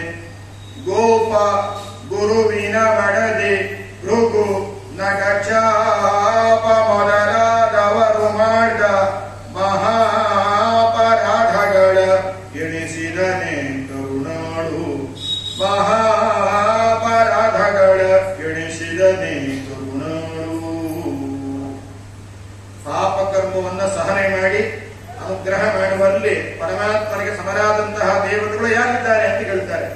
ಉದಾಹರಣೆ ಕೊಡ್ತಾರೆ. ಗೋಪ, ಗೋ ಅಂದ್ರೆ ಸ್ವರ್ಗ, ಅದನ್ನ ಪಾಲನೆ ಮಾಡುವನು ಯಾರು? ಇಂದ್ರ.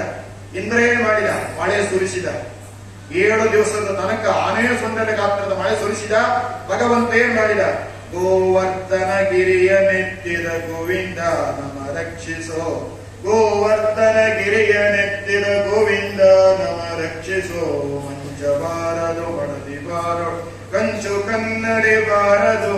ಸಂಚಿತಾರ್ಥದ ದ್ರವ್ಯ ಬಾರದು. ಮುಂಚೆ ಮಾಡಿರೋ ಧರ್ಮವ.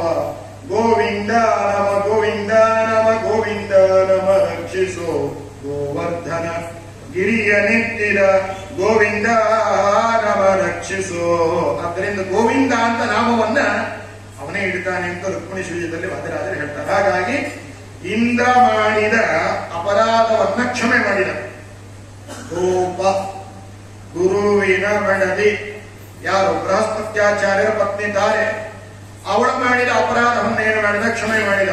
ಗುರುವಿನ ಮಡದಿ, ಅವಳೊಬ್ಳೇನ? ಇನ್ಯಾರು ಬರ್ತಾರೆ? ಗೋಪ ಗುರುವಿನ ಮಡದಿ. ಗುರು ಅಂದ್ರೆ ಬೃಹಸ್ಪತ್ಯಾಚಾರ, ತಾರೆ ಚಂದ್ರನ ಸವಾಸ ಮಾಡಿದ್ದರಿಂದ ಅದಕ್ಕೆಲ್ಲ ತಾತ್ಪರ್ಯದಲ್ಲಿ ಆಚಾರ ತುಂಬಾ ಹೇಳಿದ್ದಾರೆ.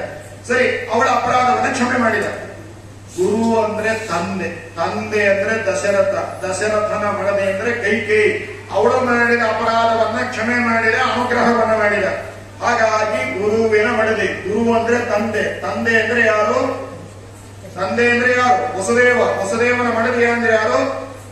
ವಸುದೇವನ ಮಡದಿ ಯಾರು? ದೇವಕಿ. ಆ ದೇವಕಿ ಏನ್ ಮಾಡಿದ್ಲು? ಕೃಷ್ಣನನ್ನ ಮಗ ಅಂತ ತಿಳ್ಕೊಂಡ್ಲು. ಆ ಅಪರಾಧವನ್ನ ಏನು ಮಾಡಿದ? ಕ್ಷಮೆ ಮಾಡಿದ. ಗುರುವಿನ ಮಡದಿ. ಗುರು ಅಂದ್ರೆ ತಂದೆ, ತಂದೆ ಅಂದ್ರೆ ಯಾರು? ಜಮದಗ್ನಿ. ಜಮದಗ್ನಿ ಮಡದಿ ಯಾರು? ರೇಣುಕಿ. ರೇಣುಕಿ ಏನು ಮಾಡಿದ್ಲು? ನೀರು ತರಲಿಕ್ಕೆ ಹೋದಾಗ ಮಾನಸಿಕವಾದ ದೋಷಕ್ಕೆ ಒಳಗಾಗಿದ್ದಾಳೆ. ಹಾಗಾಗಿ ಅದನ್ನೇನು ಮಾಡಿದ? ಕ್ಷಮೆಯನ್ನು ಮಾಡಿದ. ಗುರು. ಗುರು ಅಂದ್ರೆ ಯಾರು? ತಂದೆ. ತಂದೆ ಅಂದ್ರೆ ಯಾರು? ನಂದಗೋಪ. ನಂದಗೋಪನ ಮಡದಿ ಯಾರು? ಯಶೋದೆ. ಅವಳೇನು ಮಾಡಿದ್ಲು ಅಂತ ಕೇಳಿದ್ರೆ ಪ್ರತಿ ತಿಂಗಳ ರೋಹಿಣಿ ನಕ್ಷತ್ರ ಬಂದಾಗ ಜನ್ಮೋತ್ಸವ ಮಾಡ್ತಾ ಇದ್ದಂತೆ. ಹುಟ್ಟೇ ಇಲ್ಲದ ಸ್ವಾಮಿಗೆ ಜನ್ಮೋತ್ಸವ ಮಾಡ್ತಾ ಇದ್ದಾಳೆ. ಆದ್ರಿಂದ ಅಂತಹ ಅಪರಾಧವನ್ನು ಏನು ಮಾಡಿದ ಹೇಳಿದ್ರೆ ಕ್ಷಮೆಯನ್ನು ಮಾಡಿದ. ಹಾಗಾಗಿ ಗುರುವಿನ ಮಾಡಲಿ, ಸದ್ಯಕ್ಕೆ ಸಾಕು. ಭೃಗು ಯಾರು? ಭೃಗು ಋಷಿಗಳು ಪರಮಾತ್ಮನಿಗೆ ಪ್ರಹಾರವನ್ನು ಮಾಡಿದ್ರು. ಅಂದ್ರೆ ಸಾಮಾನ್ಯ ಮನುಷ್ಯರು ನಾವು ಮಾಡಲ್ಲ ಅಂತ ತಪ್ಪನ್ನು ಭೃಗು ಋಷಿಗಳು ಯಾಕೆ ಮಾಡಿದ್ರು ಅಂತ ಕೇಳಿದ್ರೆ ಅದಕ್ಕೊಂದು ಕಾರಣ ಇದೆ. ಒಬ್ಬ ದೈತ್ಯ ಇದ್ದ, ಯಾರು? ನೇತ್ರ ಅನ್ನೋ ದೈತ್ಯ, ನೇತ್ರಾಸುರ ಅಂತ ದೈತ್ಯ. ಆ ನೇತ್ರಾಸುರ ಅನ್ನೋ ದೈತ್ಯ ಬ್ರಹ್ಮದೇವರನ್ನು ಕುರಿತು ತಪಸ್ಸು ಮಾಡಿದ. ನನಗೆ ಮರಣ ಬರಬಾರದು ಅಂತ. ಬ್ರಹ್ಮದೇವರಂದ್ರು ಅದು ಬಿಟ್ಟು ಬೇಕಾದ ಕೇಳು ಅಂತ. ಅವಾಗ ಅವನು ಆಲೋಚನೆ ಮಾಡಿದ, ಯಾವಾಗ ಋಷಿಗಳು ಪರಮಾತ್ಮನ ಎದೆಗೆ ಪ್ರಹಾರ ಮಾಡ್ತಾರೆ ಅವತ್ತು ನನಗೆ ಮರಣ ಬರಲಿ ಏನ್ ತಿಳ್ಕೊಂಡ? ಋಷಿಗಳು ದೇವರ ಎದೆಗೆ ಪ್ರಹಾರ ಮಾಡುವುದಿಲ್ಲ, ನನಗೆ ಮರಣ ಬರುವುದಿಲ್ಲ ಅಂತ ಹೇಳಿ ಏನ್ ಮಾಡಿದ? ಭೃಗು ಋಷಿಗಳ ಪಾದದಲ್ಲಿ ಹೋಗಿ ಸೇರಿಕೊಂಡ. ಆವಾಗ ಭೃಗು ಋಷಿಗಳಿಗೆ ಕೋಪ ಬರುವಂತೆ ಭಗವಂತ ಮಾಡಿ ಅವರ ಮೇಲಿನ ಕರುಣೆಯಿಂದ ಅವರ ತಾಮಸುಗಳ ಹೋಗಬೇಕು ಅಂತ ಅವರ ಕಡೆಯಿಂದ ಒದಿಸಿಕೊಂಡ. ಪಾದ ತೊಳೆಯುವ ನೆವದಿಂದ ಕಾಲಿನಲ್ಲಿ ಕಣ್ಣಿನ ರೂಪದಲ್ಲಿ ಇರತಕ್ಕಂತಹ ನೇತ್ರ ಎನ್ನುವ ಹೆಸರನ್ನ ಕಿತ್ತಿ ಹಾಕಿದ. ಇದು ಭಗವಂತನ ಕಾರಣ. ಹಾಗಾಗಿ ಭೃಗು ಅಂತ ಹೇಳಿದ್ರೆ ಭೃಗು ಋಷಿಗಳು ಮಾಡಿದ ಅಪಚಾರವನ್ನೇನು ಮಾಡಿದ? ಲೆಕ್ಕ ಇಟ್ಕೊಳ್ಳಿಲ್ಲ. ಬದಲಾಗಿ ಏನ್ ಮಾಡಿದ? ಪಾದ ಪೂಜೆಯನ್ನ ಮಾಡಿದ. ವಜ್ರ ಅದಷ್ಟಗುಣ ವಿದ್ಯೆ ಶರೀರಂ ಕಠೋರಕಂ. ನನ್ನ ಶರೀರ ವಜ್ರಕ್ಕಿಂತ 8 ಪಟ್ಟು ಕಠೋರವಾದದ್ದು, ನಿಮ್ಮ ಪಾದ ಕೋಮಲವಾದದ್ದು ಅಂತ ಪಾದ ಪ್ರಕ್ಷಾಲನೆಯನ್ನು ಮಾಡಿ ಎಲ್ಲ ಕಡೆಗೂ ಏನ್ ಮಾಡ್ತಾನೆ? ಪ್ರೋಕ್ಷಣೆಯನ್ನ ಮಾಡ್ತಾ ಇದ್ದಾನೆ ಅನ್ನೋ ಸಂಗತಿಯನ್ನು ನಾವು ಕಲ್ಯಾಣದಲ್ಲಿ, ಶ್ರೀನಿವಾಸ ಕಲ್ಯಾಣದಲ್ಲಿ ಕೇಳ್ತಾ ಇದ್ದೇವೆ. ಹಾಗಾಗಿ ಗೋಪ ಗುರುವಿನ ಮಡದಿ ಗುರು ನಗಚಾಪ. ಗುರು ಆಯ್ತು. ನಗಚಾಪ ಅಂದ್ರೆ ಯಾರು? ಅಂದ್ರೆ ಗಮನ, ನ ಅಂದ್ರೆ ಇಲ್ಲ. ಗಮನ ಇಲ್ಲದೆ ಇರತಕ್ಕಂಥವ್ರು ಯಾವ? ಪರ್ವತಗಳು. ರುದ್ರದೇವರು ಏನ್ ಮಾಡಿದ್ರು? ಪರ್ವತವನ್ನೇ ಬಿಲ್ಲಾಗಿ ಹಿಡ್ಕೊಂಡು. ಯಾವಾಗ ಅಂತ ಕೇಳಿದ್ರೆ ರಾಮದೇವರು ರಾವಣನನ್ನು ಸಂಹಾರ ಮಾಡಿದಾಗ ರುದ್ರದೇವರಿಗೆ ಕೋಪ ಬಂತು. ರಾವಣ ನನ್ನ ಶಿಷ್ಯ, ಅವನನ್ನ ಯಾಕೆ ಸಂಹಾರ ಮಾಡಿದ್ರಿ ಅಂತ ಹೇಳಿ ರುದ್ರದೇವರೇ ಮಾಡಿದ್ರು, ಬಿಲ್ಲು ಬಾಣೆ ಹಿಡ್ಕೊಂಡು ನಿಂತು. ಆದ್ರೆ ಭಗವಂತ ಅದನ್ನು ಲೆಕ್ಕಿಸ್ತಿಲ್ಲ, ಲೆಕ್ಕಿಸ್ತಿ ಅವರಿಗೆ ಅನುಗ್ರಹವನ್ನು ಮಾಡಿದ. ಹಾಗಾಗಿ ಗೋಪ ಗುರುವಿನ ಮಡದಿ ಭೃಗು ನಗಚಾಪ ಮೊದಲಾದವರು ಮಾಡಿದ ಮಹಾಪರಾಧಗಳ ಎಣಿಸಿದನೆ ಕರುಣಾ ಸಮುದ್ರ ಹಲಿ ಎಂಬುದಾಗಿ ಭಗವಂತನ ಅದ್ಭುತವಾದ ಕಾರುಣ್ಯವನ್ನೇನು ಮಾಡ್ತಾ ಇದ್ದಾರೆ ಅಂತ ಹೇಳಿದ್ರೆ ನಿರೂಪಣೆಯನ್ನು ಮಾಡ್ತಾ, ಇಂತಹ ಪರಮಾತ್ಮನ ಪಾದದಿಂದ ಅವತಾರ ಮಾಡಿದ ಗಂಗೆ ನಾಮಸ್ಮರಣೆಯನ್ನು ಮಾಡಿದರೇನೆ ಲೋಕತ್ರಯಗಳ ಅಗ ಹಿಂದಿಸುವ. ಅಂದ ಮೇಲೆ ಇನ್ನು ಪರಮಾತ್ಮನ ನಾಮಸ್ಮರಣೆಯನ್ನು ಮಾಡಿದರೆ ಏನಾಗ್ಲಿಕ್ಕಿಲ್ಲ. ಹಾಗಾಗಿ ಗಂಗಾವತಿಯಲ್ಲಿ ಗಂಗಾಧರಿ ಬರಬೇಕು.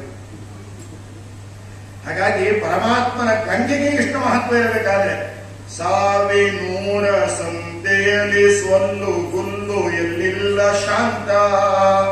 1,100 ಅಂತಂದ್ರಿ ಗಂಗಾವತಿ ಅಂತದ, ಹೊಸಪೇಟೆ ಅಂತದ, ಬಳ್ಳಾರಿ ಅಂತದ, ಬಾಗಲಕೋಟೆ ಅಂತದ, ಹುಬ್ಬಳ್ಳಿ ಅಂತದ, 1,100 ಅಂತದ ಗಂಗಾವತಿ. ನೋಡ್ರಿ ಅವನಂತಾನೆ ಗಂಗಾಧರಿ ಜಗನ್ನಾಥ ಪಂಡಿತ ಅಂತಾನೆ, ಹಾವ ತುಳಿದ ತುಳಸಿಯನು ತಳೆದ ಹರಿಚರಣ ತೊಳೆದ ತಾಯಿ. ಪ್ರಾಸ ನೋಡ್ರಿ, ಪ್ರಾಸ ತ್ರಾಸ ಮಾಡಿಕೊಟ್ಟಿಲ್ಲ ನಮ್ಮ ದಾಸರು. ಹಾವ ತುಳಿದ ತುಳಸಿಯನು ತಳೆದ ಹರಿಚರಣ ತೊಳೆದ ತಾಯಿ. ಹಾವನ್ನು ತುಳಿದಾನ್ರಿ. ಹಾವು ತುಳಿಲಿಕ್ಕೆ ಯಾರಿಗೆ ಸಾಧ್ಯ? ಹಾವು ತುಳಿಯೋದಲ್ಲ, ಹಾವಿನ ಮೇಲೆ ನರ್ತನವನ್ನ ಮಾಡಿದ್ದಾನೆ. ಡೊಳ್ಳಿನ ಮೇಲ್ಕೈ ಪರಮಪ್ಪ ಹಾಕ್ಯಾನು, ತಾಳವ ಶಿವನಪ್ಪ ತಟ್ಯಾನ್ಯ. ಒಳ್ಳೊಳ್ಳೆ ಪದಗಳ ಹನುಮಪ್ಪ ಹಾಡ್ಯಾನು, ಚೆಲುವ ಕನಕಪ್ಪ ಕುಣಿದಾನ್ಯ. ದೇವಿ ನಮ್ಮ ಯಾವರು ಬಂದಾರು ಬನ್ನೀರೆ ನೋಡ ಬನ್ನೀರೆ. ಹಾವ ತುಳಿದ ತುಳಸಿಯನ್ನು ತಳೆದ ಹರಿಚರಣ ತೊಳೆದ ತಾಯಿ. ಯಾರಿಗೆಂದು ಹೋಲಿಸಲಿ ನಿನ್ನ ಕಾಯಿ. 1,100 ಸಂತೆಯಲ್ಲಿ ಸ್ವಲ್ಲು ಗುಲ್ಲು ಎಲ್ಲಿಲ್ಲ ಶಾಂತ. 1,100 ಯಮಪಟ್ಟಣ ಏನ್ ಕೇಸ ಇತ್ತು, ಹೌಸ್ಫುಲ್ ಆಗ್ಬಿಟ್ಟು. ಇವಾಗಿನೆಲ್ಲ ಆಸ್ಪತ್ರೆ ಫುಲ್ ಆಗಿರ್ತಾವ ನೋಡ್ರಿ. ಹಂಗೆ ಯಮನೂರು ಏನಾಗ್ಬೇಕು? ಫುಲ್ ಆಗಿರ್ಬೇಕು. 1,100 ಸ್ವಲ್ಲು ಗುಲ್ಲು ಎಲ್ಲಿಲ್ಲ ಶಾಂತ. ಯಮನ ದೂತರು ಓಡಿದರು ದಿಗ್ದಿಗಂತ. ಯಮನ ದೂತರು ಓಡಿದರಂತೆ, ಎಲ್ಲಿ ನಮ್ ಕೇಸ್ ಸಿಗ್ತಾವಂತ. ಒಂದು ಕೇಸು ಸಿಗಲಿಲ್ಲ. ಯಾಕೆ ಅಂದ್ರೆ ಮಾತೆ ನಿನ್ನ ಕತೆ ಮೇಲೆ ನಿರುವವರೆಗೆ ಅಂತ ಹೇಳ್ತಾರೆ. ಯಾವಾಗ ಗಂಗಾ ಗಂಗಾ ಗಂಗಾ ಅಂತ ಹೇಳ್ತಾರೆ ಅವಾಗ ಯಮಲೋಕಕ್ಕೆ ಹೋಗ್ಲಿಕ್ಕೆ ಸಾಧ್ಯ ಇಲ್ಲ. ಅಂದಮೇಲೆ ಗಂಗೆ ನಾಮಸ್ಮರಣೆಯನ್ನ ಮಾಡಿದ್ರೇನೆ ಯಮಲೋಕ ದರ್ಶನ ಮಾಡಲಿಕ್ಕಾಗಲ್ಲ. ಅಂದಮೇಲೆ ಗಂಗಾ ಜನಕನಾದ ಪರಮಾತ್ಮನ ನಾಮಸ್ಮರಣೆ ಮಾಡಿದ್ರೆ ಇನ್ನೇನು ಇನ್ನೇನು ಇನ್ನೇನು ಅಂತ ದಾಸರು ನಮಗೆ ಅದ್ಭುತವಾದ ಸಂದೇಶವನ್ನ ಕೊಡ್ತಾ ಇದ್ದಾರೆ. ಇಂದಿನ ದಿನವೇ ಶುಭ ದಿನವು, ಇಂದಿನ ವಾರ ಶುಭವಾರ, ಇಂದಿನ ಯೋಗ ಶುಭ ಯೋಗ, ಇಂದಿನ ಕರಣ ಶುಭ ಕರಣ, ಇಂದಿನ ಲಗ್ನ ಶುಭ ಲಗ್ನ, ಇಂದು ಪುರಂದರ ವಿಠ್ಠಲರಾಯನ ಪಾಡಿದ ದಿನವೇ ಶುಭ ದಿನವು, ಇಂದು ಪುರಂದರ ವಿಠ್ಠಲರಾಯನ ಪಾಡಿದ ದಿನವೇ ಶುಭ ದಿನವು, ಶುಭವಿದು ಶೋಭನ ಹರಿಗೆ, ಶುಭವಿದು ಶೋಭನ ಸಿರಿಗೆ. ಗಂಗಾವತಿ ಈ ಕ್ಷೇತ್ರಕ್ಕೆ ಮೊಟ್ಟ ಮೊದಲ ಬಾರಿ ನಾನು ಪ್ರವಚನಕ್ಕೆ ಬಂದಿದ್ದೇನೆ. ಸುಮಾರು 6-7 ವರ್ಷದ ಹಿಂದೆ ಇದೇ ಗಂಗಾವತಿ ಶ್ರೀರಾಮನವರಕ್ಕೆ ನಮ್ಮ ಸತ್ಯನಾರಾಯಣರಾವ್ ದೇಶಪಾಂಡೆ ಅವರ ಮನೆಗೆ ಅಲ್ಲಿರುವ ವೆಂಕಟೇಶ್ ದೇವಸ್ಥಾನಕ್ಕೆ ಸಾಯಂಕಾಲ ಭಾಗವತ, ಬೆಳಿಗ್ಗೆ ಅವರ ಮನೆಯಲ್ಲಿ ಹರಿಕಥಾನುಸಾರ ಪಾಠ ಹೇಳ್ತಾ ಇದ್ದು. ಅಂತಹ ಒಬ್ಬ ಸದ್ಗೃಹಸ್ಥರು, ಸಹೃದಯ ಗೃಹಸ್ಥರನ್ನ ನಾನು ಕಂಡದ್ದು ಬಹಳ ಅಪರೂಪ. ಬಹಳ ಒಳ್ಳೆ ರೀತಿಯಿಂದ ಅವರು ನಮ್ಮನ್ನ ಆ ಸಂದರ್ಭದಲ್ಲಿ ನೋಡಿಕೊಂಡಿದ್ದಾರೆ. ಇವತ್ತು ಅವರು ಬಂದಿದ್ದಾರೆ. ಆ ಶ್ರೀರಾಮನಗರದ ಆ ಆತಿಥ್ಯ, ಆ ಪ್ರವಚನ ಇನ್ನೂ ಕೂಡ ಬರಲಿಕ್ಕೆ ಸಾಧ್ಯ ಇಲ್ಲ. ಅದಾದ ನಂತರ ಮೊದಲ ಬಾರಿ ಇಲ್ಲಿ ನಾವು ಗಂಗಾವತಿ ಕ್ಷೇತ್ರಕ್ಕೆ ಬಂದಿದ್ದೇವೆ. ಇದು ನಾವು ಮೊದಲ ಬಾರಿ ಅಂತ ಹೇಳೋದು ತಪ್ಪು. ಯಾಕೆ ಅಂದ್ರೆ ಋಣಾನುಬಂಧ ಹೇಗಿರ್ತದೆ ಗೊತ್ತಿಲ್ಲ. ನಮ್ಮ ತಂದೆಯವರ ಕರ್ಮಕ್ಷೇತ್ರ ಇದು. ಯಾಕೆಂದ್ರೆ ನಮ್ಮ ತಂದೆಯವರು ಒಂದು ಕಾಲದಲ್ಲಿ ಸರ್ವಿಸ್ ಮಾಡುವಾಗ ಅವರು ಬಾವಿ ನೀರು ನೇಮ ಇತ್ತು, ಸ್ವಯಂ ಪಾಕ ನೇಮ ಇತ್ತು. ಕೋಆಪರೇಟಿವ್ ಡಿಪಾರ್ಟ್ಮೆಂಟ್ ನಲ್ಲಿ ಸ್ಪೆಷಲ್ ಆಡಿಟರ್ ಆಗಿ ಕೆಲಸ ಮಾಡ್ತಾ ಇದ್ರು. ವಯಸ್ಸವರಿದ್ರು, ನವಲಿ ಜಯತೀರ್ಥಚಾರು ಇವರೆಲ್ಲ ಇದ್ರು ನೋಡ್ರಿ. ಆ ಕಾಲದಲ್ಲಿ ನಮ್ಮ ತಂದೆಯವರು ಇಲ್ಲಿ ಗಂಗಾವತಿಯಲ್ಲಿ ಇದ್ರು, ಇಲ್ಲಿ ಸರ್ವಿಸ್ ಮಾಡ್ತಾ ಇದ್ರು. ನಮ್ಮಲ್ಲಿ ಮಠ ಇತ್ತು, ನಾವೆಲ್ಲ ಸಣ್ಣವರಿದ್ವಿ ಅಂತ ನಮ್ಮ ತಾಯಿಯವ್ರನ್ನೂ ಕೂಡ ಇಲ್ಲಿ ಕರ್ಕೊಂಡ್ ಬರ್ತಾ ಇರಲಿಲ್ಲ, ಸ್ವಯಂ ಪಾಕ ಮಾಡ್ಕೊಳ್ತಾ ಇದ್ರು. ಬಾವಿ ನೀರು ನೇಮ ಇತ್ತು. ಹಾಗಾಗಿ ಅವರ ಕರ್ಮಭೂಮಿ ಆದ್ದರಿಂದ ಆ ಒಂದು ಋಣ, ಆ ಸೆಳೆತ ಇವತ್ತು ಇಲ್ಲಿ ಕರ್ಕೊಂಡ್ ಬರ್ಲಿಕ್ಕೆ ಏನಾಗಿದೆ ಅಂದ್ರೆ ಕಾರಣವಾಗಿದೆ.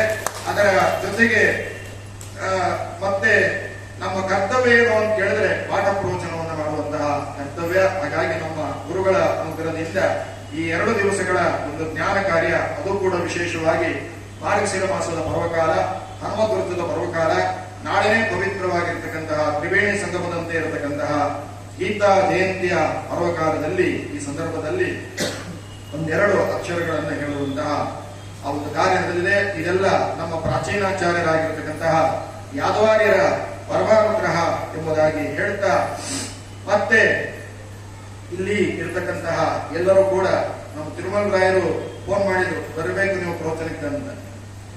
ಅವ್ರ ಹೆಸರು ನಾನು ಕೇಳಿದೆ, ಗಂಗಾವತಿ ಇತ್ತು, ಬಂದೇ ಇಲ್ಲ.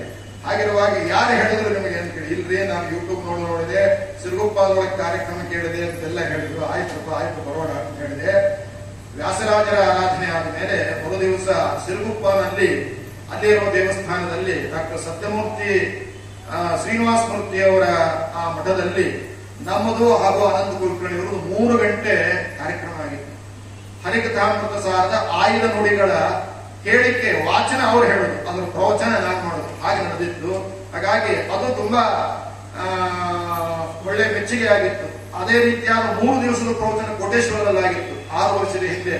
ಅನಂತ ಕುಲಕರ್ಣಿಯವರು ನಾವು 3 ತಾಸು 3 ದಿವಸ ಹಾಗೆ ಮಾಡಿದ್ವು ಕೋಟೇಶ್ವರದಲ್ಲಿ. ಕಾಶಿ ಜಗದ್ಗುರುಗಳು, ಕಾಶಿ ಸಂಸ್ಥಾನದ ಸ್ವಾಮಿಗಳು ಅವರ ಸನ್ನಿಧಾನದಲ್ಲಿ ನಡೆದಿದ್ದು. ಇವಾಗ ನಮ್ಮ ತಿರುಮಲ ರಾಯರು ಹೇಳಿದ್ದಾರೆ, ಇಲ್ಲೂ ಒಮ್ಮೆ ಹಾಗಾಗಬೇಕು, ನಿಮ್ಮದು ಅನಂತ ಕುಲಕರ್ಣಿಯವರು ಜುಗಲ್ಬಂದಿ ಆಗಬೇಕು ಅಂತ ಹೇಳಿದ್ದಾರೆ. ಶೀಘ್ರವಾಗಿ ಆ ಕಾರ್ಯಕ್ರಮವನ್ನು ಕೂಡ ನಾವು ನಡೆಸಿಕೊಡ್ತಾ ಇದ್ದೇವೆ. ನಿಮ್ಮೆಲ್ಲ ಆಧ್ಯಾತ್ಮ ಬಂಧುಗಳಿಗೆ ವಿಶೇಷವಾಗಿರತಕ್ಕಂತಹ ಅಭಿನಂದನೆಯನ್ನ ನಾವು ಸಲ್ಲಿಸ್ತಾ ಇದ್ದೇವೆ. ನಿಮ್ಮೆಲ್ಲರ ಶಕ್ತಿ ಭಕ್ತಿಯನ್ನು ನೋಡಿ, ನಿಮ್ಮ ಆಸಕ್ತಿಯನ್ನು ನೋಡಿ ನಮಗೆ ಬಹಳ ಸಂತೋಷವಾಗಿದೆ. ಆದ್ದರಿಂದ ನಿಮಗೆಲ್ಲರಿಗೂ ಕೂಡ ಜಗನ್ನಾಥದಾಸರು ವಿಶೇಷವಾದ ಅನುಗ್ರಹವನ್ನು ಮಾಡಲಿ ಎಂಬುದಾಗಿ ಹೇಳ್ತಾ, ಈ ಪ್ರಸಂಗದಲ್ಲಿ ನಮ್ಮನ್ನ ಪ್ರತಿಯೊಂದು ಊರಿಗೆ ಕರ್ಕೊಂಡು ಸೇವೆಯನ್ನ ಮಾಡ್ತಾ ಇರತಕ್ಕಂತಹ ರಾಮರಾವ್ ಕುಲಕರ್ಣಿಯವರು, ಮೂಲತಃ ಅವರು ಶಿಲ್ಪಿಗಳು, ಬಾಗಲಕೋಟೆಯವರು. ರಾಯರ ವೆಂಕಟೇಶ ಸ್ವಾಮಿ, ಹನುಮಂತ ಎಲ್ಲ ವೃಂದಾವನವನ್ನ ವಿಶೇಷವಾಗಿ ಮಾಡ್ತಾ ಇರತಕ್ಕಂಥವರು. ಅವರು ಕೂಡ ನಮ್ಮ ಜೊತೆಗೆ ಬಂದಿದ್ದಾರೆ. ಅವರು ಕೂಡ ವಿಶೇಷವಾದ ಅಭಿನಂದನೆ ಸಲ್ಲಿಸ್ತಾ, ಇಲ್ಲಿ ಉಪಸ್ಥಿತರಾದ ಎಲ್ಲ ಭಕ್ತರಿಗೂ ಕೂಡ ವಿಶೇಷವಾದ ಅಭಿನಂದನೆಯನ್ನು ಮಾಡ್ತಾ ಈ ದಿನದ್ವಯಾತ್ಮಕವಾದ ಜ್ಞಾನ ಸತ್ರವನ್ನ ಇಲ್ಲಿ ಉಪಸ್ಥಿತರಾದಂತಹ ಎಲ್ಲ ದೇವತೆಗಳಲ್ಲಿ ಸಮರ್ಪಣೆಯನ್ನು ಮಾಡ್ತಾ ಇದ್ದೇವೆ. ಶ್ರೀ ಹರೇ ನಮಃ, ಶ್ರೀ ಕೃಷ್ಣಾಯ ನಮಃ.